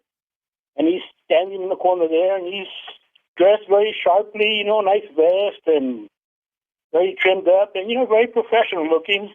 Yes. but he had this sense or an aura about him that wasn't natural. So before I actually stepped in, the doors were wide open. He's standing there with his kind of holding his hands and looking at me and smiling, and I picked up right away, you know, who he was, and I got the feeling that he was the Satan himself. And now this is all in a dream, right? Yes, sir. It's all in a dream. Mm-hmm. Okay, so as opposed to an actual a ghost encounter, this is a dream, or did it manifest in real life? No, it's been manifested in real life, but this is how it started. So this is the reason I say that when the doors opened up and I had this sort of a fear of actually stepping into it, so I stood there still on the outside of the elevator, doors open, and he kind of just asked me, well, are you getting in or not? Right. And I go, well, am I going up or am I going down? You know, asking him if I was going to heaven or going to hell. In other words, you're in a dream. You don't know what you're doing. Yeah. So, you know, but I had the feeling that it was not a good choice to get in right away. So I was basically asking him if I was going up towards heaven or down towards hell. You know, because I had that feeling that maybe I had died in my sleep. And I'd say up, please. So then he just looked at me and goes, well, there's not a whole lot of difference for you. So, and then that's kind of when I woke up. I woke up wide awake and I was sweating, and you know, and it's been a question for me ever since. I don't know what it means, but all right. Well, what it means is probably, since you made no choice at all, it's purgatory for you. I don't know. That's a strange one, but it was a dream. Now to Anthony on Skype. Hello, Anthony. Art, how are you? Very well. Where are you, Anthony? I'm in Stillwater, Minnesota, about 15 minutes outside of Minneapolis. Well, all right. You have a good ghost story, I hope. You know, I do, but I'll tell you what. My wife had sent in part of the story on to the wormhole to you. Yes. And what I want to do is, because she can tell us so much better than I can, and it's really a phenomenal story. So, is it, if I hand you to her, Stella is her name? Okay, you're breaking up on me a little bit. You're going to put her on the phone. Is that what you're going to do? That's right. All right. Let's have her. Okay. All right, Art. Here's Stella. Stella. Hello. Hey, Stella. Hi there. Hi. Roswell's. Roswell's. Thank you. So our ghost story, we live in a house in historic Stillwater, Minnesota, built in 1860 something. And we have pretty much had some occurrences and moved in here 2 years ago in April. It started with whistling, like kind of muffled whistling, not wind or pipes or anything. Believe me, I know what those sound like. It was somebody whistling a tune, and then I would start to hear like old record music playing, and I went outside to see if some kid was sitting outside out front blasting their car stereo, and nobody in sight. It was only from the house. And then things started to escalate more and more. There would be the sounds of like a glass sitting down on a table, and there'd be no one home. And I was out front of our home, and there was no one inside, and I heard a knock coming from the inside of the front door. Yeah. So I was a little afraid to go back inside the house at that moment. I understand. Things escalated more and more after that. Knives, like kitchen knives, would fly off of the table in the kitchen, and we have hardwood floors. And yes, and it wouldn't just fall down flat, point down, stabbed into the floor, inches away from my husband several times. He's fortunate that he hopped out of the way quickly. This is where I begin to think about moving. Yes, we actually have been talking to real estate agents, friends, anybody looking for another house to live in. I've seen that in movies where knives slowly pull out of the holder and sometimes head through midair towards somebody. No. That's it. That's pretty much what was happening. And then I was sitting on our couch, and the TV screen, when a TV's off, you can see the reflection in it still. Sure. So I was just kind of staring off into space, and I saw in the reflection walking towards me a full-bodied. It was not even out of the corner of my eye. I could see it directly, but in the reflection of the TV, a full-bodied, it was a man, it was a figure, and it was walking right towards me. I screamed, jumped up. My husband said, "Oh my gosh, what's wrong?" Yep. And then it disappeared, and that was horrifying. Yeah, that'd be it. That'd be actually the knives would have been it. But then, so tell me, you did move.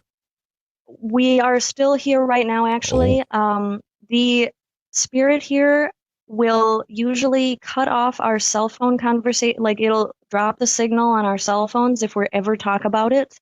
Like the spirit while we're in the house. Like if I call my mommy and talk to her about how I'm scared about the ghost. So it will even cut off on our home landline. It'll just drop the call. Apparently, it's decided not to mess around with Skype. I'm surprised, actually. I told my husband while he was waiting on the line, I hope it doesn't cut us off of Skype. You made it through. That you're still in the house. I'm amazed. Well, there's one more thing here I got for you. Mm-hmm. I got a strange feeling in our backyard. Our landlord had dug up our old deck. It was all rotting and falling apart, and he put in a new one. And he didn't just dig, post holes for the deck. He kind of dug up the whole front half of the backyard. Right. So ground that hadn't been dug up basically since the house was built. I was walking our little tiny teacup chihuahua, Ellie, outside in the backyard. I saw something on the ground in the dirt that had been dug up. Right. And it was a human tooth. So I did a little more digging, and I found probably at least 50, 60 human bones in the yard. Bones? Oh, my God. Now what? Yes, they're recognizably human parts. At this point, you call the police. Yes, we're gonna. Yeah. Oh, and some very old coins. My husband just reminded me from early 1900s. It was a little disturbing because. No, that's not a little disturbing, hon. That's really, really disturbing. And once I'm digging in my backyard and I start finding bones, that's it. I stop. I call the police. But you found once again, how many bones, please?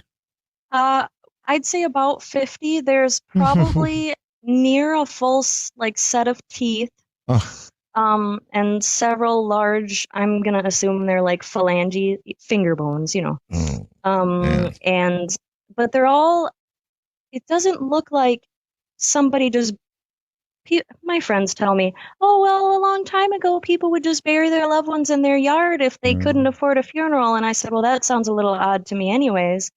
But if they're all in hacked up pieces, which doesn't, I try to rationalize it well, I can't really actually. Hacked up pieces, not good. None of this is any good. I don't know. Maybe you shouldn't call the police. Maybe you should call a priest. I know. We actually have a friend of ours. Her family is friends with the Dalai Lama. So he blessed some herbs, some incensey herbs for us to burn in the corners of the house. And we're going to get on that. You actually had the Dalai Lama told about this? Yes. Yes, and the Dalai Lama personally blessed and sent us herbs to that we're supposed to burn them in, I think, is it every room? Asking my husband. Every room in the house to get rid of the evil and try to get out whatever's in here, because it's more and more almost every day. Oh, why are you still there? Oh, trust me. We have been looking at every single possibility we can to try to find another house to rent, buy, apartment. There have been times where we've thought about, packing up all our pets. We have a cat and a dog and a turtle and a hamster. I would have thought of that and actually done it. Yeah, I know. Just Oops. Hello? Oh, my.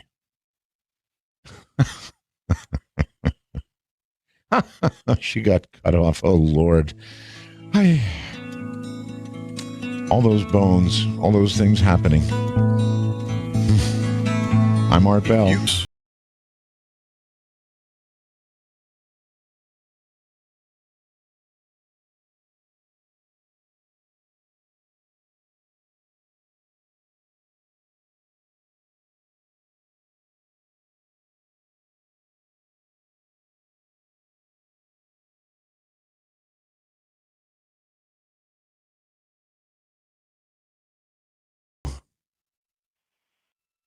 Vicky in Michigan. Are you there? Oh, Vicky's going to miss her chance. Well, sorry about that, Vicky. We will move on. Let's see where to go. Let's go here to John in California. Hello. John, hello, come here. Hello. Oh, Roswell's Art. Thank you. Who was that? That was my girlfriend.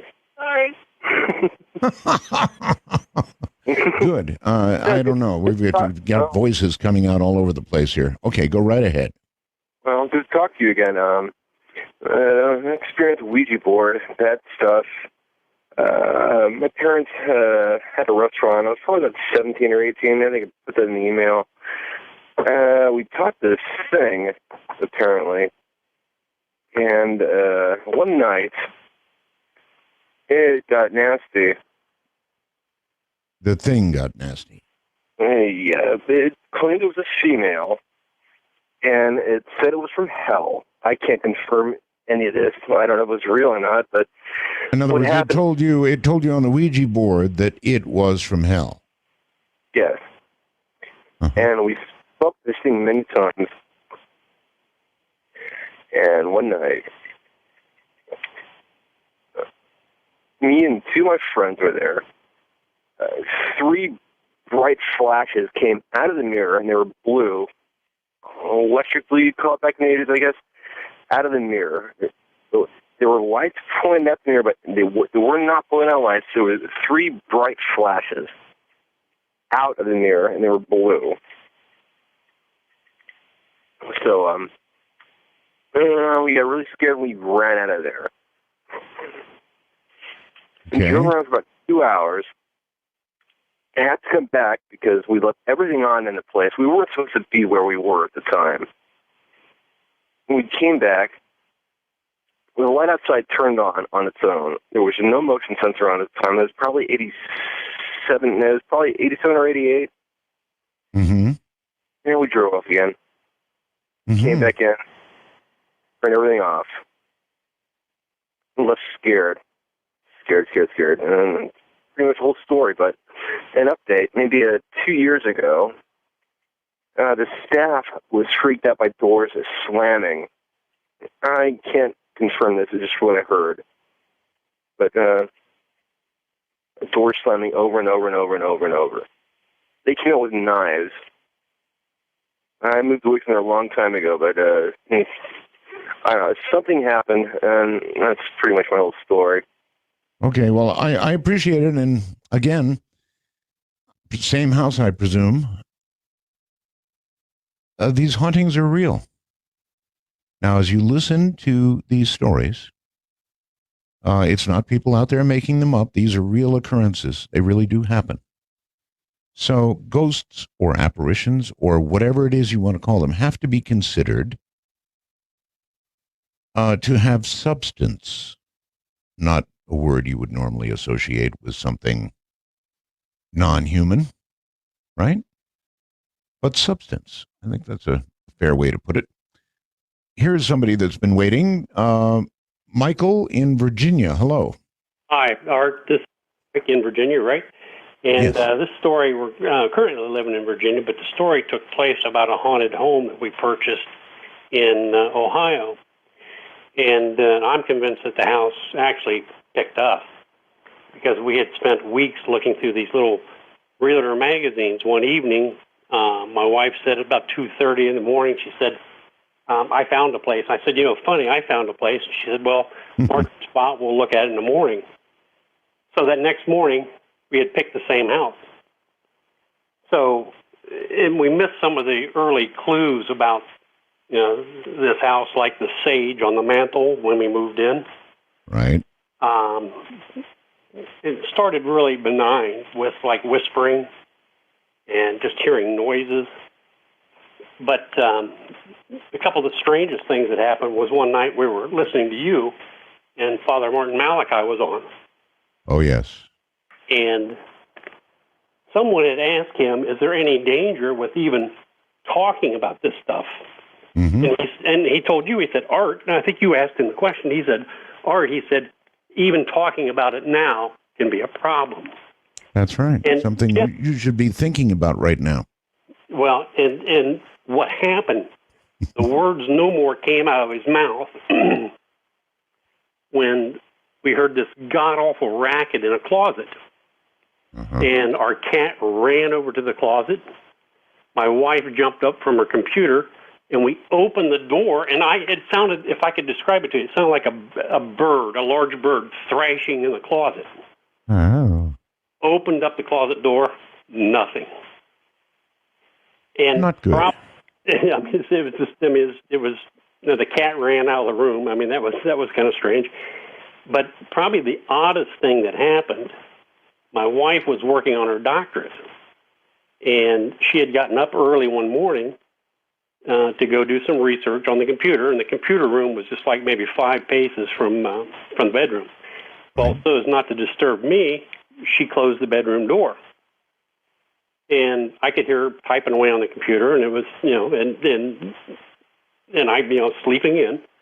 Mm-hmm. And all of a sudden, you heard bam, bam, bam, 3 loud knocks on the bedroom door.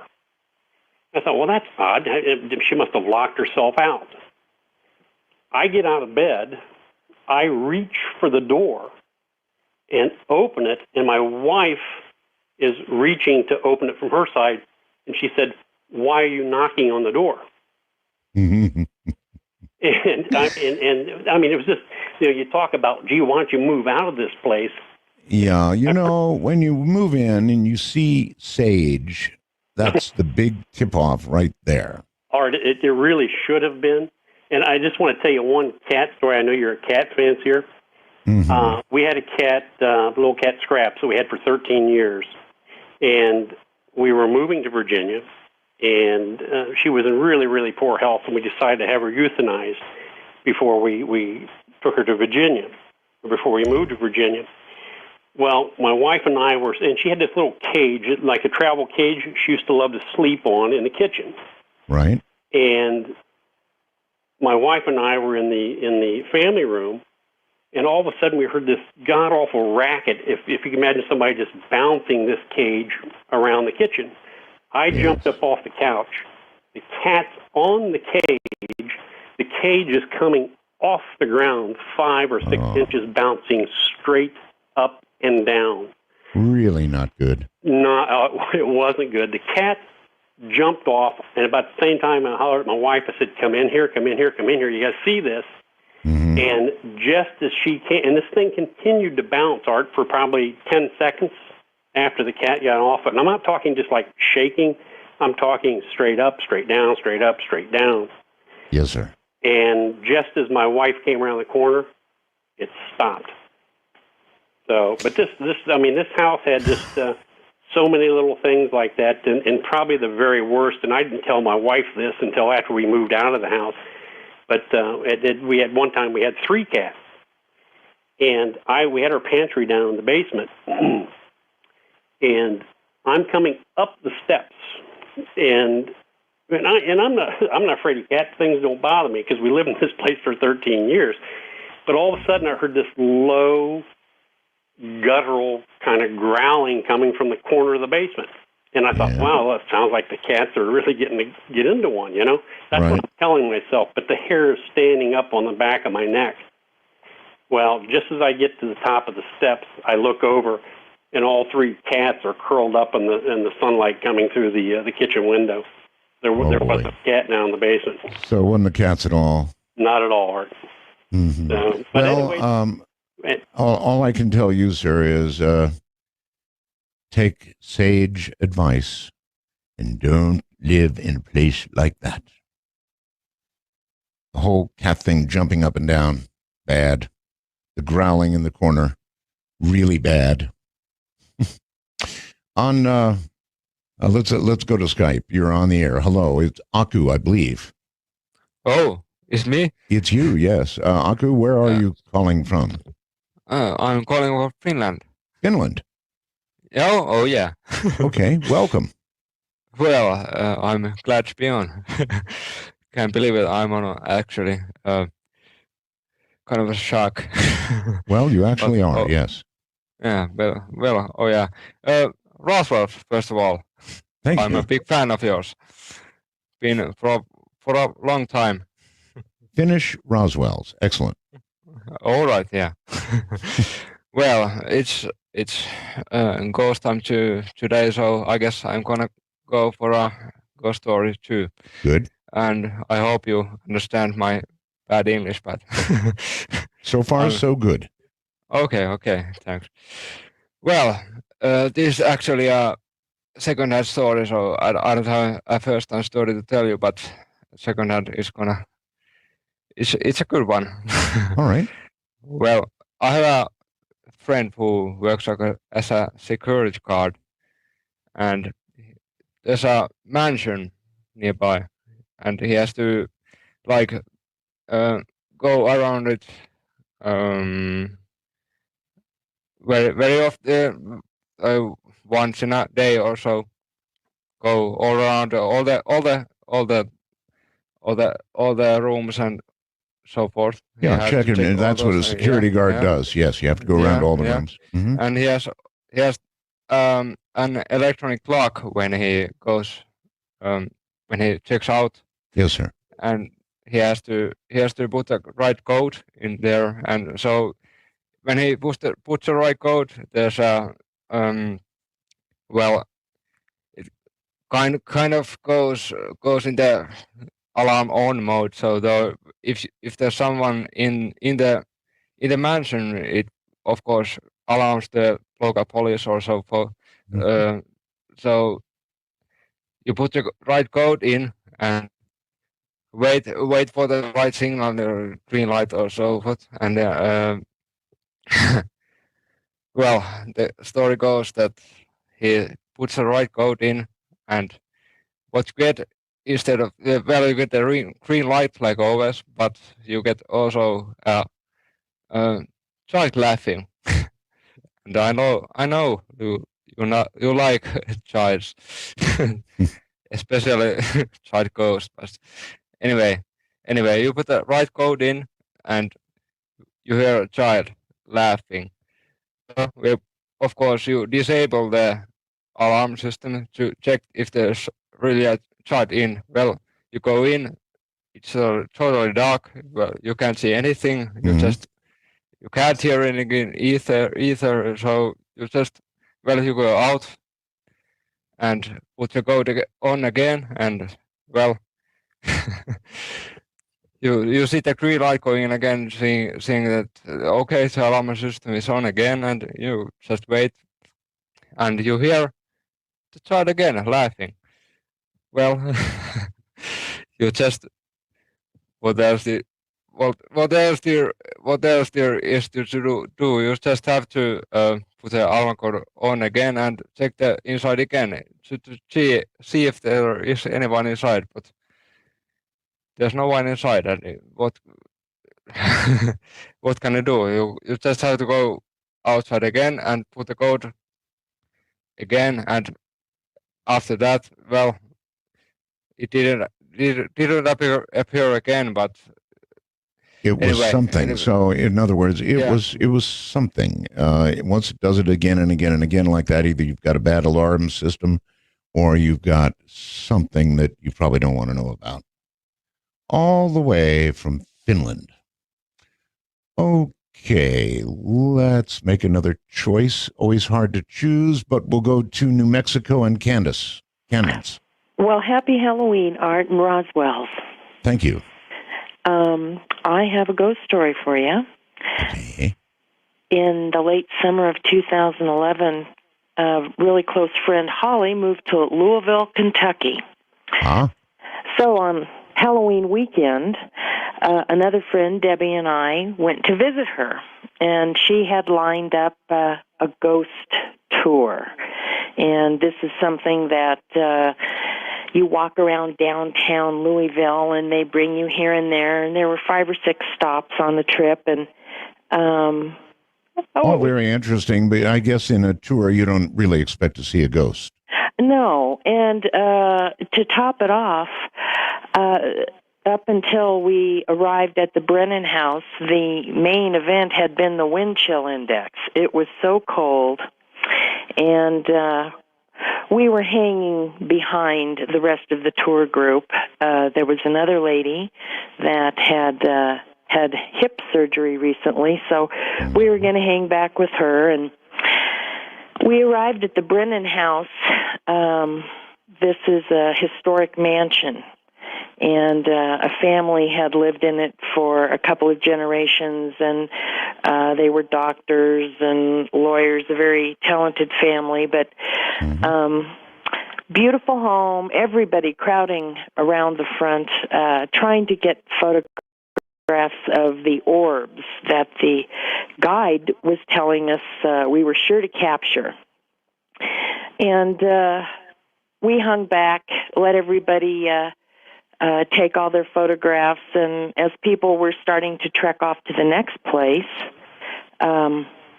we stepped in and started taking a few photographs, and I was the last one to linger, and I'm standing there taking some shots. I'm not seeing anything. And suddenly, I have both feet firmly planted on the sidewalk. And by the way, this is a reasonably dark street. There's nobody on the street, and Holly and Debbie are walking away, and come on. I'm like, okay. And suddenly, I am roughly shoved in my left shoulder, hard enough to knock me off of my feet forward. And I'm thinking, okay, somebody shoved me. I turn around to tell them how rude I think they are, and there's nobody in the street. Nobody there. And my first thought was, don't scream, go get the girls. So I quickly walked toward them, and I said, you guys come back here. I swear to God, somebody just pushed me, and they're like, there's nobody here. And I'm like, exactly. We dash back, and the 3 of us are standing in front of this house in the dark, and we're taking photographs, and I just had this feeling that like the hair on the back of your neck stands up. Yes. And I felt like somebody was approaching me, and I knew we were the only 3 there, and I said, Debbie, I'm still taking photographs. Debbie, there's somebody around us. And I said, take some pictures of me. I feel like there's somebody by me. And did so she did. And as a matter of fact, I entered this photograph in the photo contest. Oh, my. Yes, it's what's Okay, called... explain to me, since I'm not there right now, what came out in the photograph?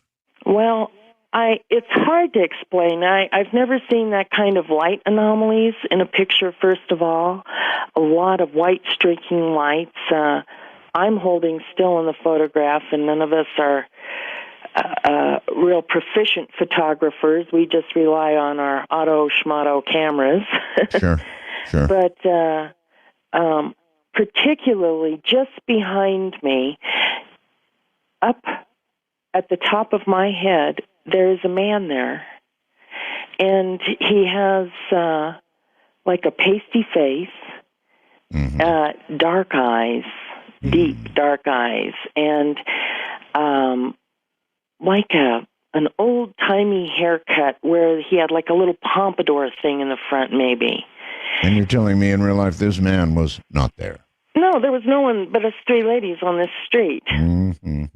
And well, one thing you don't ever mistake is getting pushed. I mean, you know when you're pushed. Exactly. I mean, and you know, Debbie's taking these photos, and she's not seeing anything. She thinks she's photographing me, and so she turns and takes some more, and we're like, okay, now we're really behind. We got to get going. And I'm just like, okay, this is weird. And so we finish the tour, and we all go back to Holly's house, and hit the sack, and we wake up in the morning, and we're all getting our coffee on, and you know, we're in our jammies in the kitchen, and we have the bar stools pulled up to the counter, and we're looking through our photographs, and I happen to pick up Debbie's camera, and like, what are all these lights in this photograph? And to myself, and I'm looking, I'm like, oh my goodness. This can't be. I mean, you don't even anticipate something like that in a photograph of yourself. And I said, oh my God, Debbie, look at this photograph. And she took the camera from me and just simply shrieked. Yeah. Absolutely. Listen, I'm with you all the way. You might expect lights, you know, orbs. I don't know. Orbs have been said to be souls, and I don't know about that. Streaks of light, normal in photography, right? But one, getting shoved by something, not at all normal. And number two, a man appearing in a photograph where there was no man, really, really strange. All right, we'll break here. This is Spooky Matter on Halloween night. I'm Art Bell. That's quite a laugh he's got, isn't it? All right. Let's see who's been hanging. Colorado's been hanging. Hi, Darren. Hey, Art. How you doing? Roswell's. Thank you. When I was in college, I worked at one of the most haunted radio stations in America. It was many stations actually are haunted. Oh, really? Well, I didn't know that when I took this job. I was an overnight DJ on a classic rock station. It was K-Sky Radio in Deadwood, South Dakota. And Deadwood. The address, believe it or not, dead serious, was 666 Main Street, Deadwood, South Dakota. So we think it was a portal for ghosts because of the strange address in Deadwood, South Dakota, 666 Main Street. But everybody that worked at the radio station knew about a ghost named Doc Smiley. Mm-hmm. He was a dentist from the 1880s to the 1920s in Deadwood, and he had a dentist practice at the location of the radio station in the second floor where the radio station was located. We were located right across from the number 10 saloon where Wild Bill Hickok got shot and killed by Jack McCall, in the 1800s. Sure. So there's a lot of history in that town. A lot of people met untimely deaths in Deadwood, South Dakota, and that's why I think there were a lot of ghosts in that town too. And one of them used to hang out at the radio station and do crazy things especially overnights. Poor overnight guys. So you said they're overnight one night.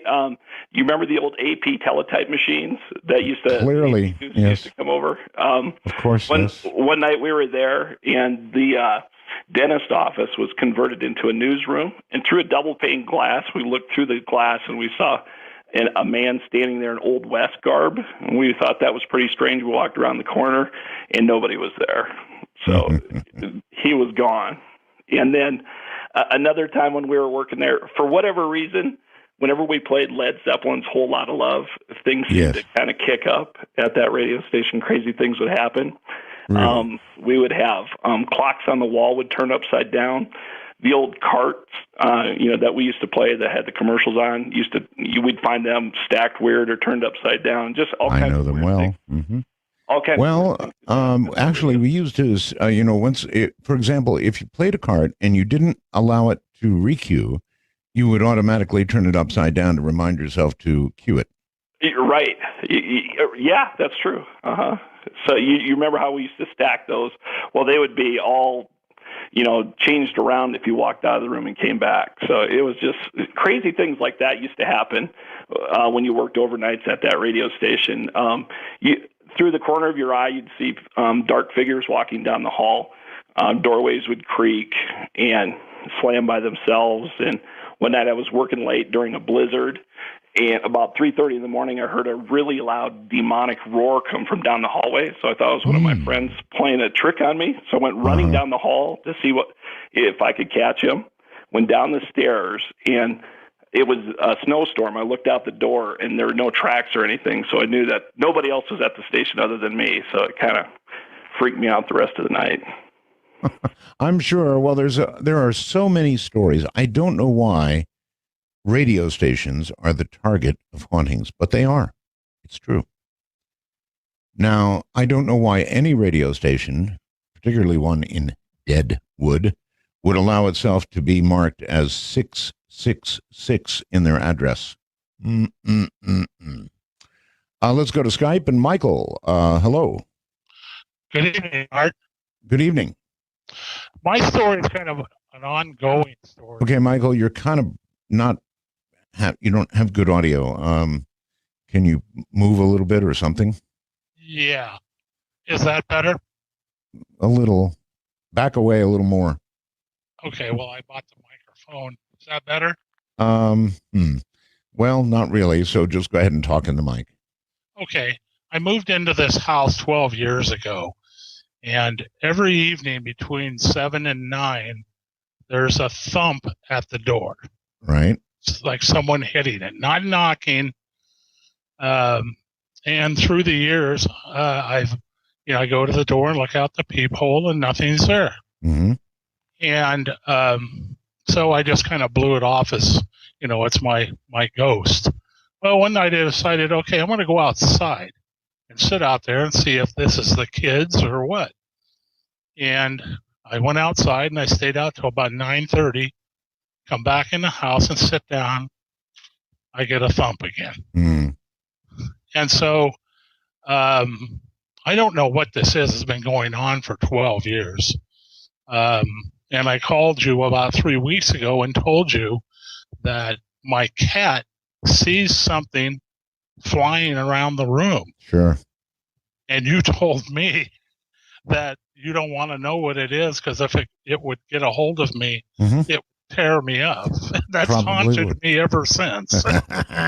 You scared the hell out of me. Keep your eye on your cat, Michael. And thank you very much for the call. Yeah, sure. Cats see these things. There's absolutely no question about it. Anybody with a cat knows. Texas brings Mark. Hello, Mark. Hi, Mr. Bell. How are you this evening? I'm great. Thank you. Well, happy Halloween. Well, we've only got 25 minutes left here in Texas. That's enough. Well, my story is about my twin brother, my identical twin brother with whom I was extremely close. Back in 2003, December of 2003, he took his life. Oh, I'm sorry. And obviously it was crushing beyond words for me. And in the weeks and months following his passing, we were close. Even for twins, we were extraordinarily close. Mm-hmm. And so from the very beginning, I sort of always felt that I would receive some communication from him. I didn't really have doubt. I had doubt as to how it would happen, and if it happened in a place that would make other people think I might be insane or something like that. But I really thought it would happen, eventually. But as the months went on, and this is, now 3 or 4 months into after his passing, I had not yet received any communication from him, and I was very. I just wanted to know he still existed. I didn't at that point. I was still in shock. I was pretty fearless. I thought, even if the Catholics are right and they go to the bad place, if they do something like that, well, then I can figure out a way to get him out of there somehow. I really just wanted to know he still existed. And so I got home one day from work, and this is, again, probably 4 or 5 months at the most after he passed. I was working a very manually intensive job, so I would come home sweaty and grimy. And of course, in Austin, Texas, it's, by April, it's already in the 90s at least. Sure. And so would come home, immediately take a shower, get the grime off, and I was in the shower, and all of a sudden, a song came into my head, and it was, I didn't attach any significance to it at the time. It was a song from Paul's favorite band of all time called The Smiths. And so I exercised my God-given right as a person living by myself to sing in the shower, which I immediately started to do. Mm-hmm. And within 1 or 2 seconds of my starting to sing this song, which I did not think of, the song came to me and sort of asked to be sung in an odd way. Mm-hmm. I think... what happened? So I started singing it. Well, within... before I got probably the first full line of the song out, I instantly knew my brother was fortunately not in the shower with me. He was right outside the shower curtain. I knew exactly the elevation of where he was. I knew how far away from the shower curtain he was. Everything about him was there.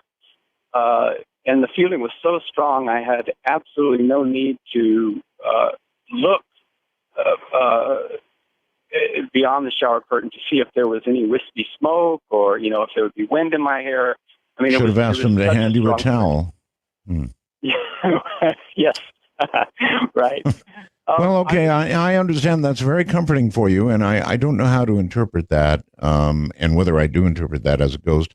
I might interpret that as your own mind doing something that provided the comfort that you had been wanting. And I don't mean to diminish your story in any way, but as told, that's kind of how I would interpret it. On Skype comes Lisa. Hello, Lisa. Hi. I'm a first-time caller. Oh, where are you, Lisa? Where are you? I'm good. No. Not how are you. Where are you? Oh, I'm a truck driver, and I'm currently in North Carolina. Okay.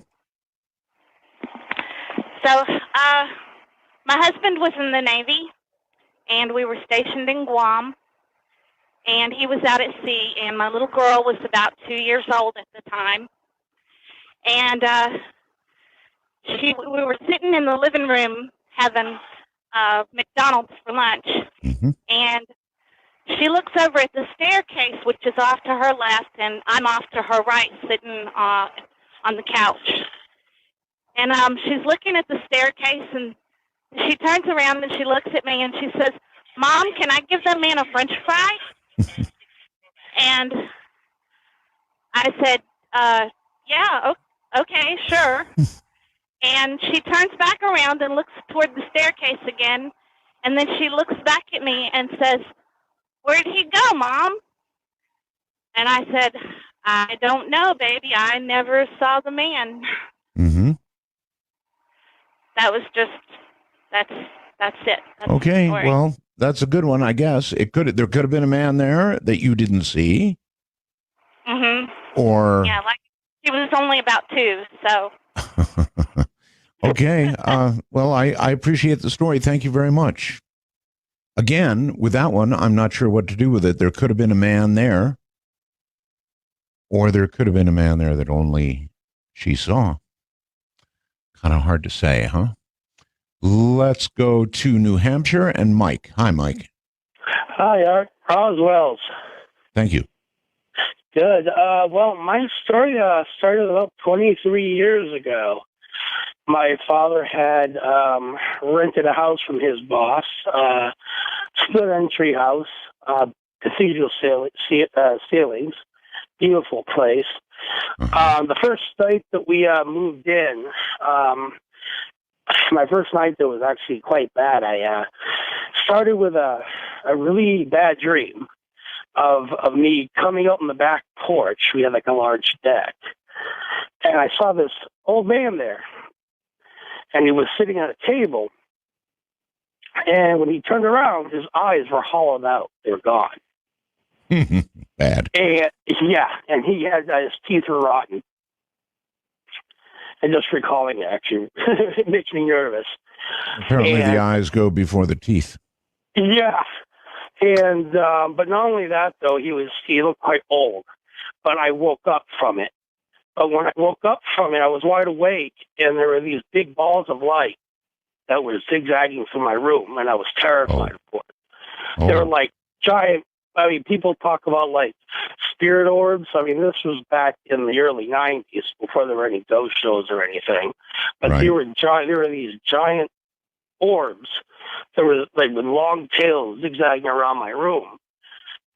But that was just the first night, and a lot of things happened. You know, in the beginning, I didn't tell anyone because it was my parents and my brother. I was 16 years old.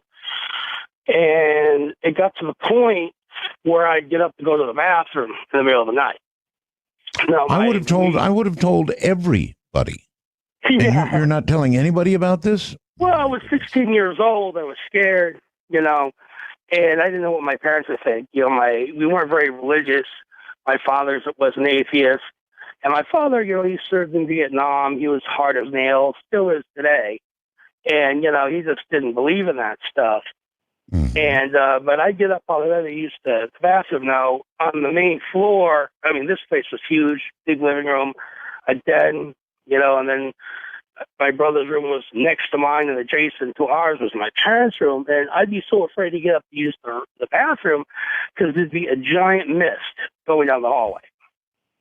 I mean, you walk into the hallway and it was freezing cold. Really? And I would run down. The hallway was long. Well, this place was a mansion, but it was big. And I would run into the bathroom. And while I was using the bathroom, I could hear whispering and footsteps all through the house. and I'm just summarizing it because it's a long story, and I'm still being terrorized by a lot of it today. And so is my family. But, you know, there was one occasion, like back in the 90s with the old computers, if on the older computers when you use a program in high res, the screens would flicker. So you go out and buy one of those special screens you put on with Velcro, and they would stop the flicker on the screen. Back in the old days, it was PCs and Commodore Amigas and whatnot. Sure, yeah, I remember. Yeah. But well, I used to love to write, and I still do. And as I was using my computer, I looked up, and there was this twisted face staring over my shoulder. And, of course, this was like 11 o'clock at night. It was just, I mean, I could see the eyes even now. They were red, but they weren't like glowing red. They were pupils, but they were reptile-like. And I jumped out of my chair. You know, most people, I would say move, but in your case, I don't think it would do a darn bit of good. Whatever it is with you. Well, I eventually told my parents, and they thought I was losing my mind. And, you know, they're like, are you sure, Mike, you're not just dreaming these things up? I said, no. Well, I finally built up enough nerve to talk to my brother, whose name is Jim. Come to find out, he was experiencing the same thing. Seeing the faces and the screens and seeing figures in the house. You know, I could give a furnished basement downstairs, and that's where the laundry room was. And I'd go downstairs and do laundry, and as I go to walk back upstairs, I hear someone whisper my name. And, of course, I start running up the stairs. Right, I start running up the stairs. But when I turn around, I see this white figure with bulging eyes. I can't describe what it looks like. You know, it wasn't so much later that I seen like these UFO documentaries. Guy, listen, Guy, you're haunted. I mean, you are just thoroughly, completely followed and haunted. That's all there is to it. You're you don't bother moving. Obviously, that thing will come with you. Good heavens to Betsy. We'll be right back on Spooky Matter. There are people like that. No matter what they do, they're haunted. The wormhole yields the following. John says, I think your show is overwhelming XM internet tonight. Been trying to maintain a connection for the last 2.5 hours. Can't stay connected for over 15 minutes and trouble getting their webpage to load back on. Horrible. Sorry, John. Yes, we're aware of the troubles and we're monitoring them. And I'll have something to say about all that tonight. But yes, it's rough. We know. All right, let's... well, let me see here. How about Washington and Craig? Hello, Craig. Hey, I'm here. Okay. Then it's your turn. Yes, it is, Mr. Bell. I'm fine. All right. What I was going to tell you is I left the bowl out, trick or treat, take as many Roswells as you would like. Thank you. It's still there. Yes. Right. Well, yeah, this story thread is a little bit difficult to just get down in one sentence. It's got to be a few things. It kind of equates around some of the history of the property that it was on. And this goes back to an area called Clarksburg, not in Pennsylvania or anywhere back east. It's actually in California. It's about 14 miles from the Capitol Steps. Okay. UC Davis in the 1980s, 1890s, I should say. A little uptight here about that. But formed this conglomeration about reclamation of properties that were taken over by the floodplains of the Delta. So they came in and they went with this whole invention about pumping out the water and spilling out the lands. Well, these were sacred lands to the Indians of that place. Mm-hmm. So anyway, what they did was they were able to get the pumping stations in and get this one area reclaimed, which pretty much reclaimed the whole Delta region of the Sacramento area and then down in San Joaquin. Okay. But this guy named John McClellan, the person that did the landscaping there in Golden Gate Park, came in and did all of the landscaping on this property, and they made this property the signature soap piece of this land. Mm-hmm. So it kind of goes on from there, where there was something spiritual about this land to the Native Americans that were occupying it and living in that area. This is something that they claimed as their own, and this is where they buried a lot of their dead. It was high ground, but it was also something near the water. And then, you have all the effluent of all the levees and dikes and things that were naturally created there. So they felt that. So it kind of comes down to where there's a lot of key players in this. I guess what we need to do is cut this short because... We do, yes. I know, I'm going there with you. There are a lot of people there that are involved in this, but one of the people that came into the hands of this property was a guy named Gus Sands, and this is all public record, and I can talk about this. Just sort of tell me what happened. In other words, you just want to get right to the case, huh? Yeah, the heart of the story. Okay. Well, anyway, there was a lot of figurative things that happened in this event. Yes. And what we were doing is we were trying to bring this property back up to market, and we were working on it. And so, and as we were working with it, we had a lot of characters involved in it, which are all the threads, and maybe someday I'll write a book. Who knows? But not for tonight's listeners, okay? Okay. So what we're doing is, in the summers in Sacramento, they get very hot sometimes.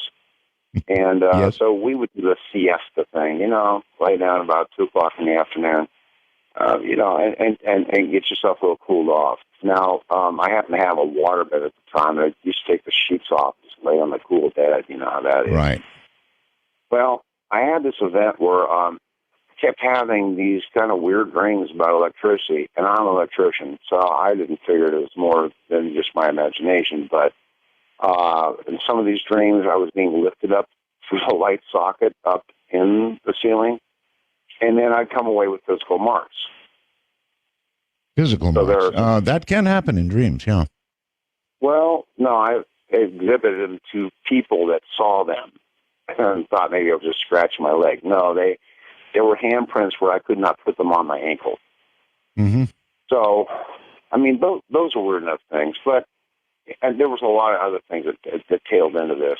But I guess the most amazing thing about this whole story is that I met this gal, and she was very spiritual. As a matter of fact, she was kind of a handler for this for Okay, we're going to actually have to get to the heart of the story, the end of the story, I guess. All right, we're going to go right to it then, I guess, if Okay. you want. Yes. Right to the meat. So it happened that I was with this one particular gal, and she was a runway model and was a handler for the salad agency, and she was very spiritual, and she did a lot of healing things, and we had all that energy going. There was a lot of energy connected to this property to begin with, and which I didn't get a chance to tell you about all that. But as it turns out, like I said, I had these recurring dreams. The one night, we were resting, and then I fell asleep, and then in my dream, I was going in and out of from the bedroom to the kitchen, and the kitchen was a brightly lit, really beautifully, kind of like green, and then a checkerboard foundation on the bottom, and the lights were dimming up and down. And the gal was following behind me in my dream, but it was all well lit. It was all just like you would see it in your waking state. Okay, so, and then I kind of looked behind me. I told her, I says, "Wake me up, the spooks are here," because I used to refer to these guys as spooks. They used to haunt the property. So somehow I was like back in bed, and she was holding me down on the bed because she said I kept coming off the bed, levitating. And levitating. Those were her words, levitating. Okay. Like I said, going towards the fixture in the ceiling above my bed. Well, you apparently liked electricity. I guess I was an electrician. I guess I would. Okay. Well, thank you, Craig, but we just sort of didn't get there. The levitating part was definitely interesting, but boy, that was a long trip. Let's go to Texas and Bill. Hello, Bill. All right, what a pleasure. First off, I got to tell you, Megan Roswell's, and it is so good to hear your voice. I've loved you for years, and you're so much better than anybody else out there. Okay, I'm a doctor. I am 67 years old, and back when I was in medical school, I was an exchange student, and I went to the University of London, Middlesex Hospital. And their hospitals and their doctors and their nurses were really great, but they were a lot less, they used a lot less technology than we did. The nurses were called sisters. Mm-hmm. And in working with the patients, I had a patient ask me about a very kind, nice lady that offered her tea, and who was that person? Well, I didn't know who that was, and I asked around in the hospital. And this is something that all the hospital staff knew, but none of the patients knew, and they didn't want anybody to talk about it at all. And the story of a ghost named the Gray Lady. Mm-hmm. It turns out that patients that ended up dying right before they would die would see this apparition that they thought was a nurse, but she was dressed. She was dressed as the old nurses back then did, before the current ones. And I'm talking about the 70s, so even before that. And she would offer them tea, and they would be dead within 24 hours. Wow. And they told the story. Yes. There was a story kind of like this that was actually in the mainstream press not long ago about a cat that would go and curl up next to somebody. I think it was in a nursing home. And every time this cat went to somebody, they would, within, as you point out, 24 hours or so, die. Right. Well, I didn't read about that, but that's the kind of thing that was going on there. But they had their own theory about it. And then one time they told the story, the staff there, about an apparently well patient that said, "Who was that really nice lady that wanted to know if I wanted tea?" And this was a lady that was doing well and what? Oh no! Yes. I see it coming. I hear it coming.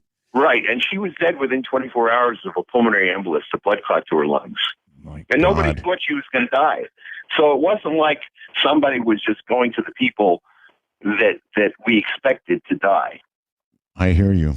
And the theory they had about it was that this was a nurse who was taking care of people in the old days in that hospital, Middlesex Hospital. And a patient had asked her for some tea, and she forgot about it, forgot to bring it, and the patient died.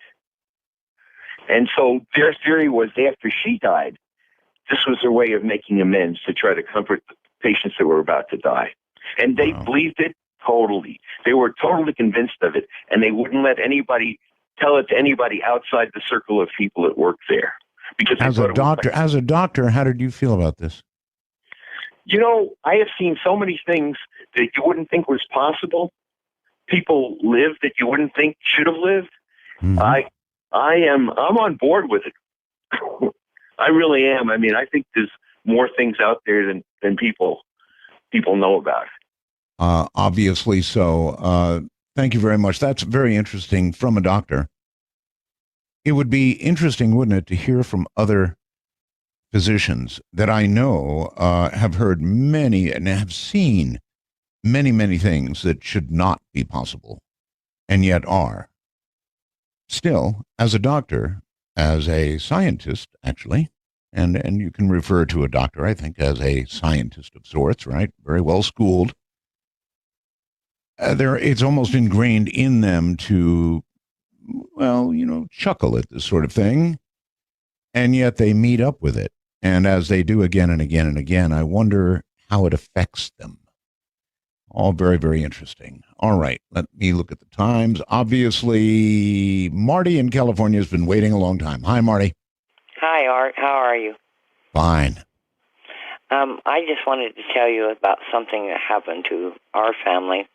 I adopted my 3 little grandchildren, and the 10-year-old granddaughter of mine, she went over to a friend's house to spend the night, and she'd been over there a couple of times before, and it had taken her a while to go back, and I just thought maybe it was just her and the little girl maybe, had gotten into words or something. Kids do that. Anyway, she went over, and she called me the next morning, and this is a child that doesn't get excited over anything. She was, Grandma, you have to come and get me right now. And I said, what's wrong with you? And she said, you just have to come and get me. Right now, Grandma, you can't, you just stop doing anything you're doing and you come and get me. So I got in the car and I went over there. I knew it wasn't just a child thing. So I picked her up and she ran and got in the car and I left and I come home and I told her, I said, Sissy, what happened to you? And she said, nothing, Grandma. And I said, did someone hurt you or did someone scream at you? Did someone touch you? No, Grandma, I'm okay. I'm okay. And so I just let her go because I thought maybe it was just nothing. And that evening, it was about time to go to bed, she came in and she said, Grandma, I need to talk to you alone. So we went in my bedroom and she just broke down and started crying hard and shaking. And I said, what is wrong with you? And she said, Grandma, there's 2 black figures in that house over there. And she said, they're real bad. And I said, what are you talking about? She said, last night when I was asleep, she said, something was breathing in my ear. And then she said, well, and it started pulling me across the carpet and had me by my ankle. And she said, I went to the shower and the next morning, and she said that it was something was on the other side of the shower curtain. And she got so scared that she ran out without even drying off. And she said, Grandma, it's playing with that lady's babies. She has a little baby. So I had to make her a bed next to my bed because she just was hysterical. She was so scared and traumatized. And so the next morning I called my friend and I said, you need to come over here because we need to talk. And she came over and I told my granddaughter, I said, tell her what you told me. And she just broke down crying again. She said, there's 2 black things over there and they're playing with your baby. And my girlfriend, she completely fell apart. And so I told her she needed to ride home, and I said, well, I'll give you a ride and my granddaughter said, well, I don't want to go. I said, come on, Sissy, I'm not going to leave you alone, home alone, so you go. We're not going to get out. So I drove up in the driveway, and it's kind of an upgraded driveway, uphill a little. Yes. I pulled up there, and the lady got her baby, and she got out. And, this lady's hysterical. She doesn't know what to do, and she's scared, too. And I told her, whatever you do, don't keep the baby from them. It might make whatever it is mad. And then it could really, if it's playing with the baby and not bothering it.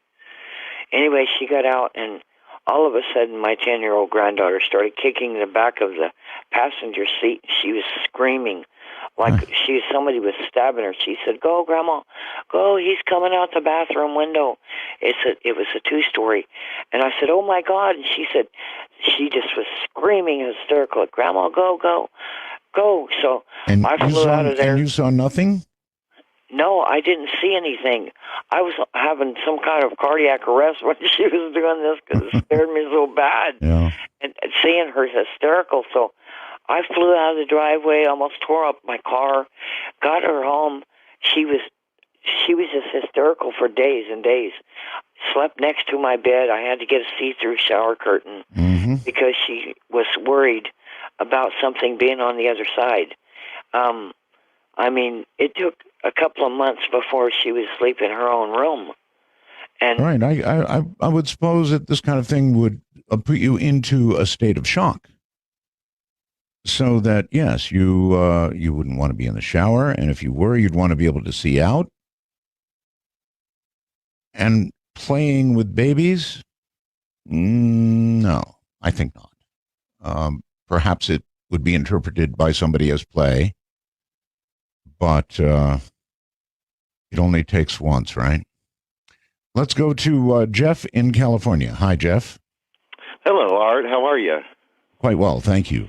Great, great. I'm a little nervous, so you'll have to bear with me a little bit. I'll try my best here. Best thing to do is take a deep breath and just relax. Yeah, we're not all used to being on the radio like you are. I have a ghost story that happened to me. It was back in June of 1985. A friend of mine that I grew up with had the same birthday, and I hadn't seen him for a few years. And we always tried to get together on a birthday because we had the exact same birthday. And at that time, he ended up in a little town. It's called Lake Elsinore. And I drove out there. We got together, and we went to... I asked him, if there were any old abandoned houses or anything like that to visit, because that's what we did a lot of when we were growing up. And he told me there was this great one nearby, and we went by it. It was this gigantic structure, and it was left over from like the 1920s. All kids love abandoned houses. I spent some time in a few. Oh, yeah, it was always fun to explore when we were kids, So it was just kind of doing a little catching up and all of that. But when I saw this place, I was just extremely intimidated. It was just massive, And he's like, we're going to go in there tonight after dinner. And I'm like, you got to be kidding me, It's just huge. So we went and ate. And driving towards the place, we ran into a friend of his walking down the street, told him about it. Went to his place, got a crappy. I guess we just lost that. This place. Oh, you are there. Yeah, I'm sorry. Did we cut off or? Yeah, for a second. Oh, I'm sorry. I don't know what that was. Anyway, go ahead. So we went through this place, and it was extremely huge. It just took hours and hours to go through every bit of this place, room after room, on and on and on. Went through there. Went out the back and trying to explain this because we went up an outside staircase and we're sitting next to a room up there, just at the top of the stairs. And suddenly I heard footsteps down below. And I was extremely, we were all very nervous. It's like, oh my gosh, who's in there? And no one said a word, and we're just sitting there, and the footsteps got closer and closer and closer and closer until they were upstairs on the level we were at, and these footsteps came right up. I had my back to a door that was just pitch black in this room. And I mean, whatever it was walking just right up within arm's length of me. And it was just, had no idea who was there. And we just jumped up and we bolted out of this place as fast as we possibly could, And I was just really, I was just really shook up about that. Like, who the heck was that? Well, I went back the next day, drove out there. Now, why would you go back after that? Well, because I just went out to visit. It was broad daylight. Mm-hmm. All right, so you went back. Yeah, and the thing that just, really got me was that seeing in the daylight, these footsteps that I heard, and they were as plain as can be, they were in the room below us and they came upstairs. And it's just, to make it quick, whatever was making those footsteps, and they were as clear as my voice is, this person, or whatever it was, went through the ceiling and went through walls, came, it was just, there was no way to go from the lower level where the footsteps started, except to come outside into this back courtyard and come up the flight of stairs at the top of which we were sitting at. Well, so, ghosts can do that. I mean, they can go through no kidding. Things. But I just couldn't figure that out. Well, I stayed there the whole day. I mean, we were hanging out, and we went back that night. I had brought a really big flashlight with me. We went through the whole place again. Nothing happened. We went out the back again, and we went out into the courtyard. We went up the same flight of stairs, back to the very same room. Went inside. It's like peering through there. There's a little bathroom. It's all broken up. I mean, this place is abandoned. It's been that way for quite some time. And then as we were peering into this bathroom with a flashlight, all of a sudden there was this loud boom noise.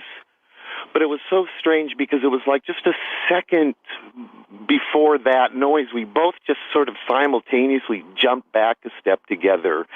And then this noise, and then these bats come flying out of this bathroom, and like they're all, brushing through the hair and across the face and everything. But I heard these two very distinct grunting noises, very low, guttural grunt. And it was like, bats don't make that kind of noise.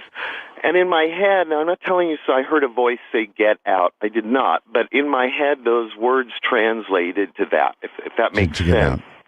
Yeah, well, it makes sense, and you should have gotten immediately out.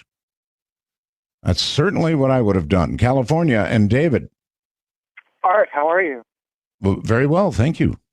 Fantastic. It's a pleasure to talk to you, especially on Halloween. Yes, sir.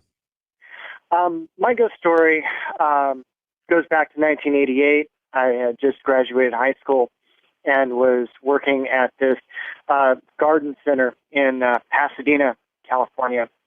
And it was a great place. It was, a lot of the structures on the property were back from the early 1900s. And one day I'm in one of the buildings, and about a 15 by 15 room, and I'm against one of the sides of the building, cutting up some paper, and I end up backing up into a ghost. And how does one know you've backed up into a ghost? Well, I felt the person behind me when I stepped back. My foot ended up on their foot, so my heel didn't touch the ground, and I felt like I pushed a body back, and I turned around. I thought it was my boss having snuck up behind me, and I turned around, and, this is a big room, and there was nothing there.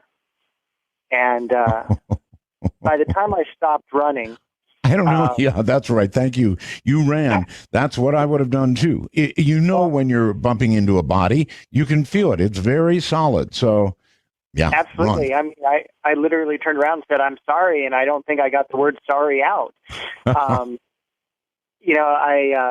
ended up coming back into the store. I literally ran probably a couple hundred feet out into the street and came back and talked to a couple of the employees there, and they had told me that up to 3 people had killed themselves on that site, and that just freaked me out. But I would say you definitely had an encounter with, you know, I'm not going to say disembodied spirit because it sounds like that spirit had a body. Let's go to Arizona and Barbara. Hello, Barbara. Hi, Art. Hi. I'm just very thankful for your call. Very, very lucky for me to talk to you. Anyway, this happened several years ago. I was in my house here in Phoenix, Arizona, and my husband and I were. It was close to Halloween. And we were watching TV, and it was actually close to midnight. I think it might have been October 5th or something, but I'm not sure. But we were watching a show called Most Haunted. It was an English show with a girl named Yvette, and they were supposedly doing a live show in London, ghost hunting. And they were having like a seance. They were supposed to be getting in touch with Jack the Ripper at one point, and then they were doing a Ouija board. And we had all the lights in the house out. We thought it was kind of amusing, and we were kind of enjoying it. So while we were watching the show, I had to go to the bathroom. So my husband was in bed, which is actually an important point. I got up, and I went down the hall, which is like you go a short hall, and then you make a right. So I was like 2 halls away. And I shut the door, and I heard from the back of the hall that I was next to, in the back of that hall is a guest bedroom. I heard footsteps coming down the hall from that room. And they were very slow, heavy, plodding steps. And the whole house was dark. I didn't bother to turn on any lights. And I thought, you know, why is Robert getting up? And I thought, what is he going to go feed the cat? Or because it was going towards the kitchen. But in my heart, I knew that that was not my husband. I just was aware that subconsciously that those were not his walking. Right. The steps got closer to me. They were very slow. They sounded just like Frankenstein. Seriously. And then they went into the kitchen and stopped. And I thought, if I open this door and it's all black out there, like I'm just going to die. I opened up the door. It was all black out there. Oh, boy. Yeah. And, you know, you obviously lived. I don't know what that was. I went back down the hall. My husband's lying in bed staring at me. And I looked at him and I said, I thought I heard you walk down the hall. And he looked at me and he goes, I thought I heard you walk down the hall. But you were supposed to be in the restroom. And then I saw the light come on when you opened the door again. So we both heard it from different parts of the house. Right. I got you. Let me tell you what I think. And it's just what I think. It's not what I know. You were watching, you said, a seance on television. You were watching somebody manipulate a Ouija board on TV. And this is just a wag, but listen. These things invite things to you. And it may well be that even on television, it does not matter. If you're watching this kind of material, or I might add, listening to a program like the one you're listening to right now, that discussion of these things invites things to you that you might not want. Just a word of warning. But even through the TV, Ouija boards, seances, no. Not good. Maybe okay tonight, but otherwise not good. All right. Where to go here? To Indiana and Phil. Hi, Phil. Hi, Art. It's great to hear you on frequencies other than 80 meters. Well, thank you. And I want to give a shout out to the Bell Gab people who I'm very loosely affiliated with them. Thank God. My story is about a friend of mine from the 80s, went back when I lived in Illinois. And we more or less lost touch with one another, as people do when they get older. And right. I moved to this really painfully small town called Allerton, which was literally out in the middle of nowhere. And it's a fairly short story. I was laying in bed, sleeping, minding my own business, and out of dead sleep, and I don't like to get up in the mornings, so this had to be something for me. Somebody's tugging on my foot, and I thought, oh, what's this? And it was my friend David saying goodbye. And when this happened, I just kind of wrote it off as pizza from the night before, but I was curious, so I got up and got ready to go to work, turned on the radio, and there's the news story that my friend David had died in a car accident about 3 miles south of where I was. Good Lord. Yeah, and it hit me pretty hard.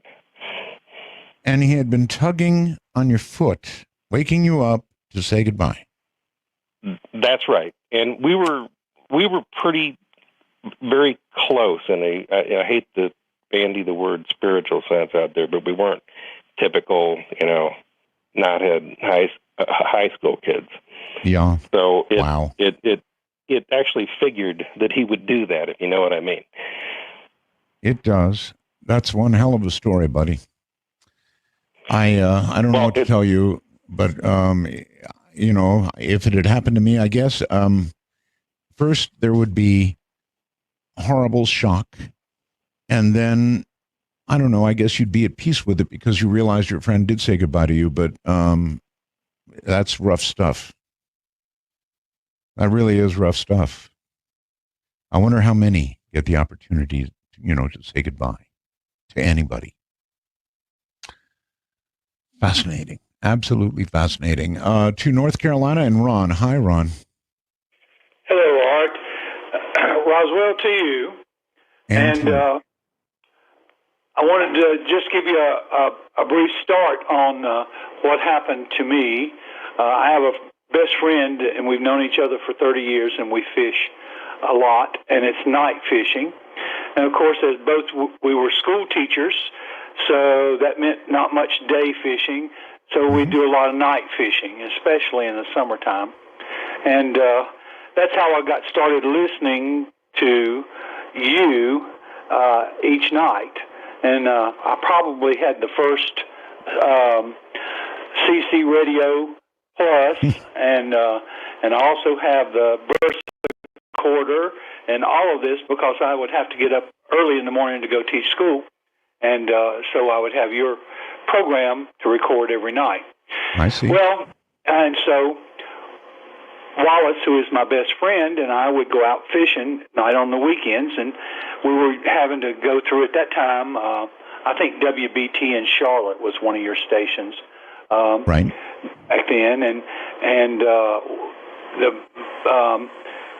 we would just get out there, and of course we would hear most of it. The boat would turn some way, and then a way that we would lose a little bit of the signal. And so it was just because it was coming in.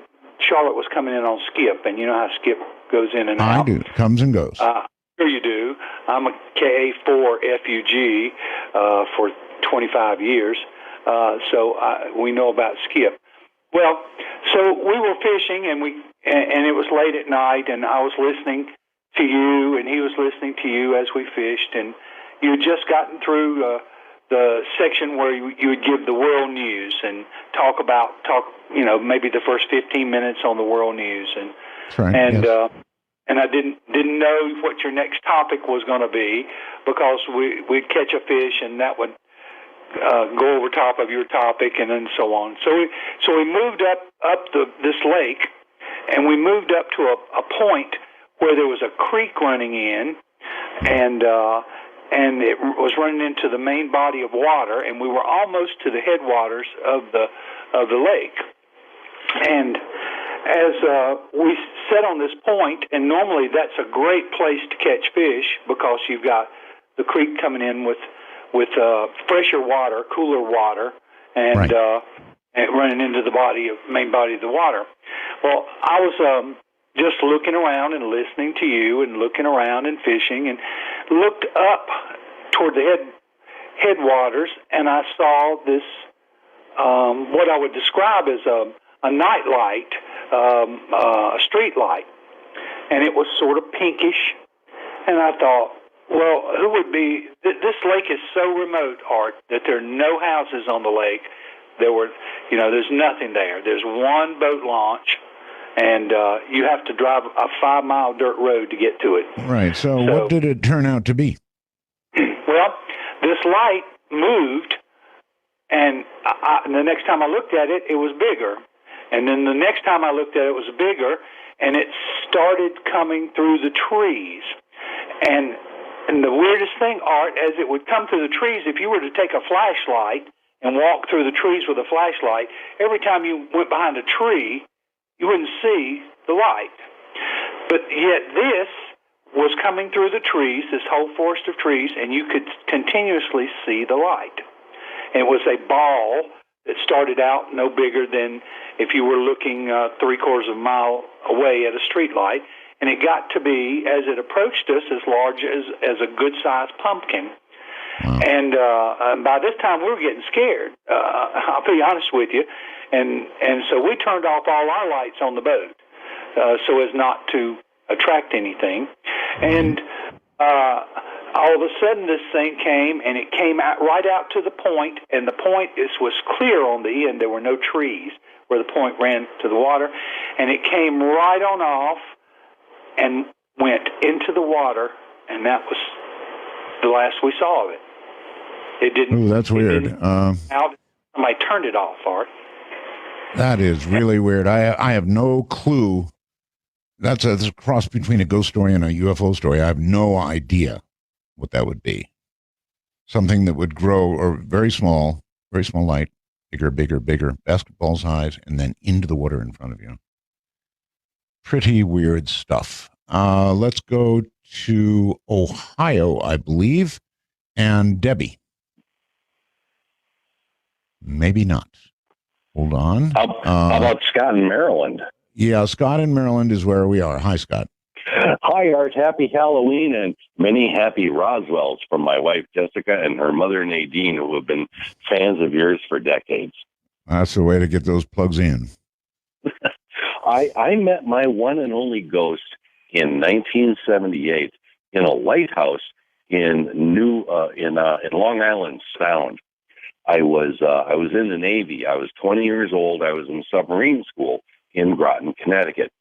And through reasons that I don't remember, I came to make a friend who was in the Coast Guard and was one of the lighthouse keepers of the New London Ledge Lighthouse, which is in Long Island Sound between the north shore of Long Island and the Connecticut coastline.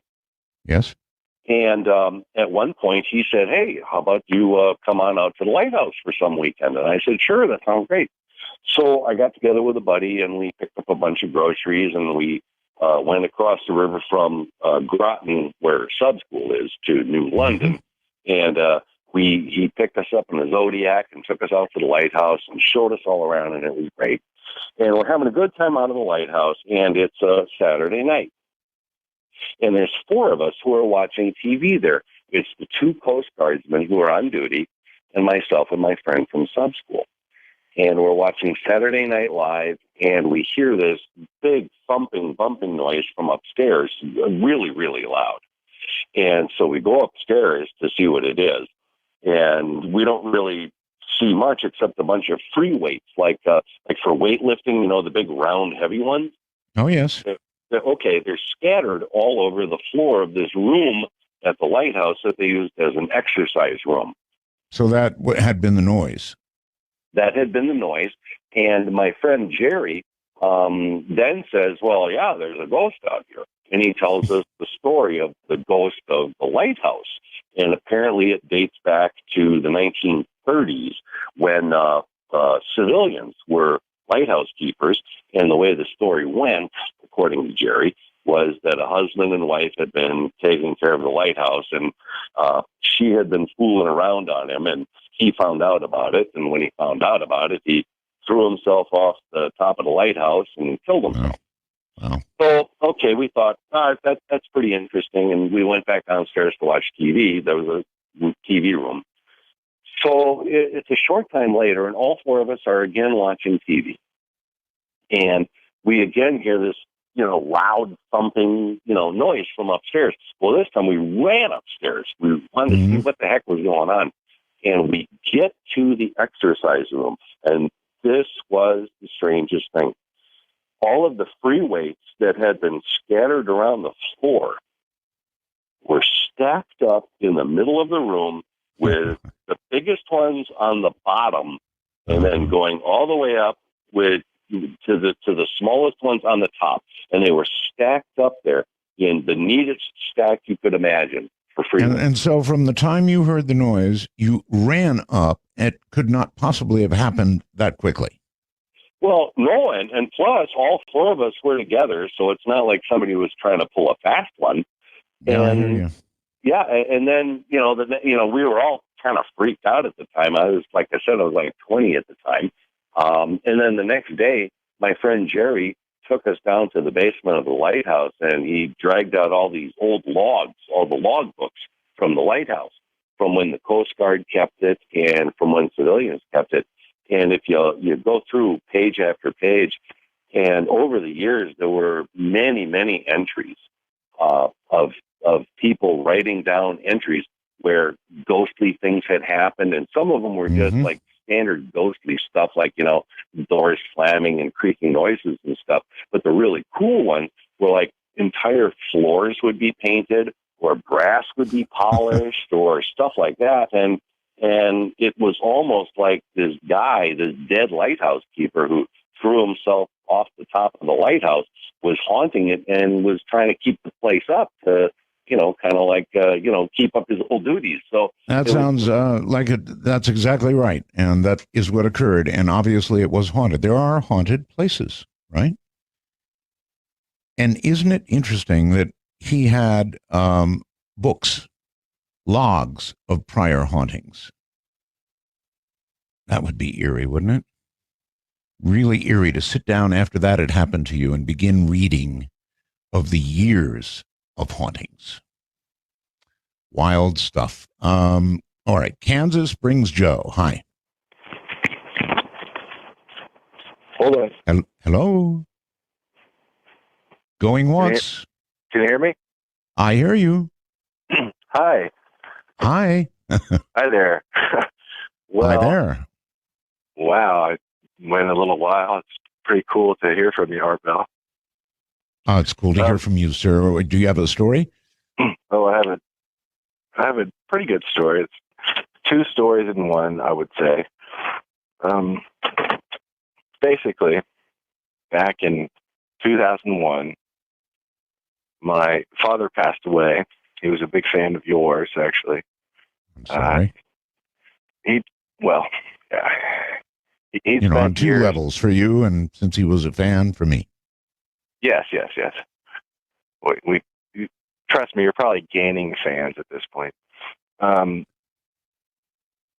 He passed away. I was probably 19 years old at the time. It was in March. I come home from 2 years of playing college football, and at Christmas break, semester change, I switched colleges and came out to a local college. Anyways, I came home and he passed away in March when and then a couple months later, I failed out of school. I mean, it wasn't good for me or my mom, but my older brother was I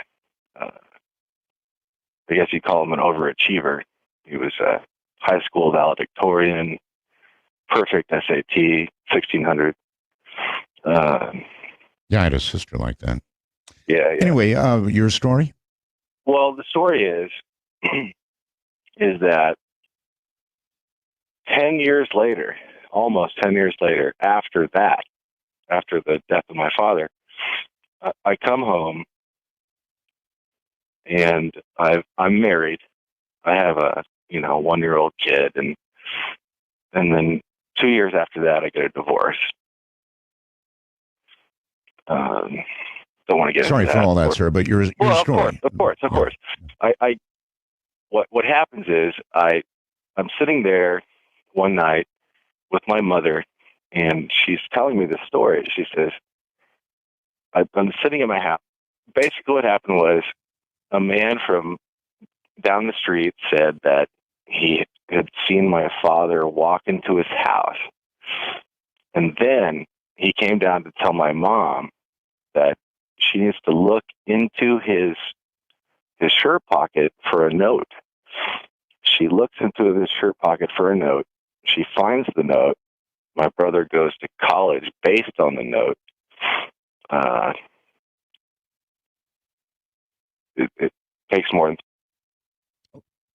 Oh, he's gone. Well, there is a lesson in it for you.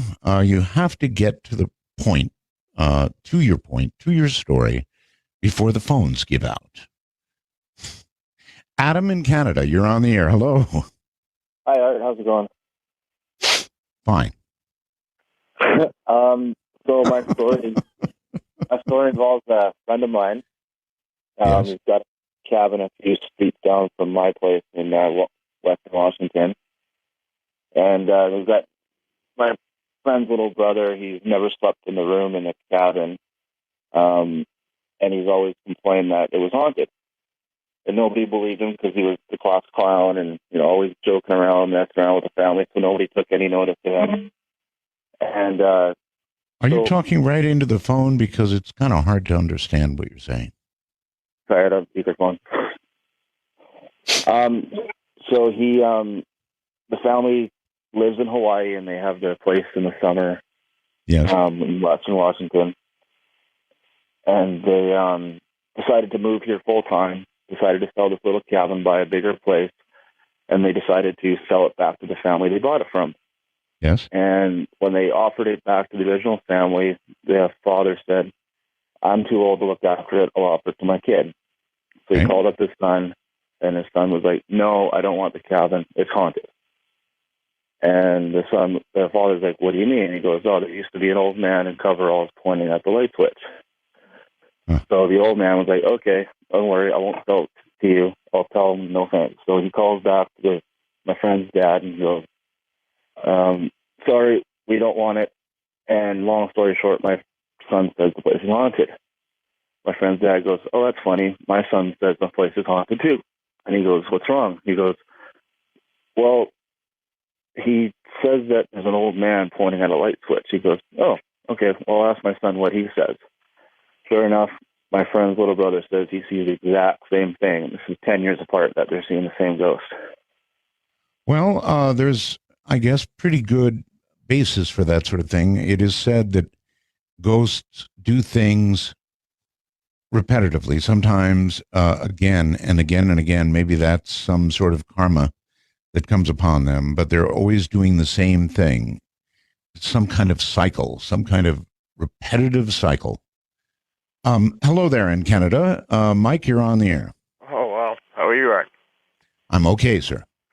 I'm a little nervous, so please bear with me. Anyway, I shall. In Nova Scotia, Canada, and we live in a fairly old house. Actually, a very old house, 200 or so years old. I live in a town called Annapolis Royal, and it's actually one of the oldest towns in North America. It's actually the location of the most battles fought in North America and all kinds of things like that. Check it out on Wikipedia if you have a minute, and you'll see what I mean. Anyway, I'll get to the point. So basically, when I was a little kid, probably 8 or so, I got this feeling, kind of 2 in the morning, woke up in the middle of the night, and I saw this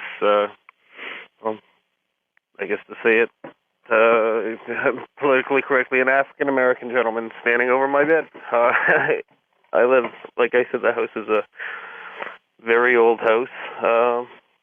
We're the last house on a very old dirt road community of probably 50 people. Mm-hmm. Yeah. Anyway, like I said, I saw this apparition. Ran into my parents' room. They kind of just dismissed it as a bad dream, and I went to send me back to bed. And anyway, years later, I had kind of asked around about it. Of course, told this story over the years, and knew some older people in the community. And anyway, I got to talking to them, and they told me a story about how the people who built my house were actually African American, and they moved here to Canada after the expulsion of the Acadians, if you know your history. Anyway, so basically, we're the last house on this road, like I said, far away from the actual community of Annapolis Royal. So they gave all the black settlers the furthest land from town, of course, because they were black, basically, it was... Different time. And yeah, exactly. So basically, how the story went that I heard was that just because of the fact that they were black and they were doing all right for themselves, some of the white settlers came and hung them basically. And the house was abandoned for years, and people fixed it up over time. And my parents are actually expats. They came up here in the late 70s and rebuilt this house, and it's a work in progress kind of thing, but hobby farm kind of idea. Anyway, yeah, like I said, we've gotten more verification over the years. We got some information from the deed office that verified their name. Names were actually Ike. Okay, well, I don't need the name, but it is No, I mean, it was just a very interesting story. But like I said, I've seen this, saw this apparition, and... Okay, we've got to run, sir. We're way out of time. But you did see an apparition. No question about that. This is Spooky Matter on Halloween. All right. We're way out of time. My favorite story of the night, I've got to say, was the one that never ended and never got to the point. That's something I'll remember that forever. All right. As many of you may know, because you've been helping us with it, SiriusXM, which is really a great satellite company, mainly delivering, of course, to vehicles, cars and trucks and so forth, has been having quite a bit of trouble with their streaming partners.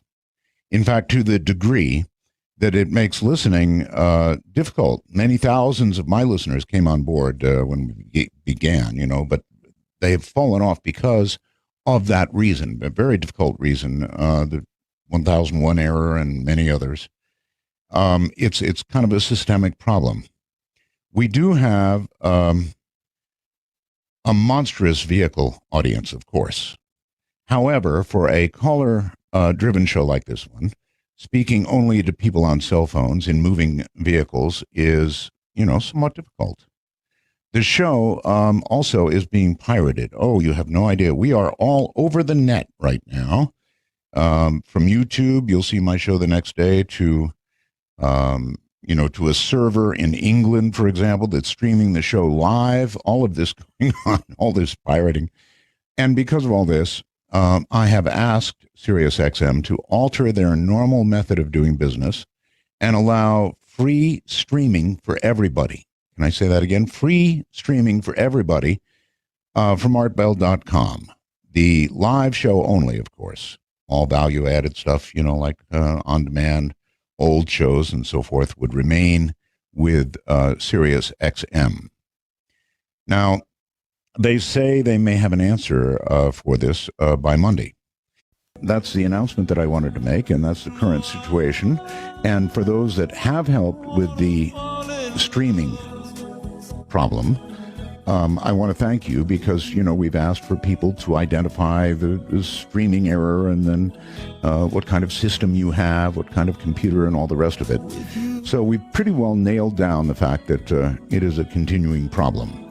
And this would be a wonderful solution.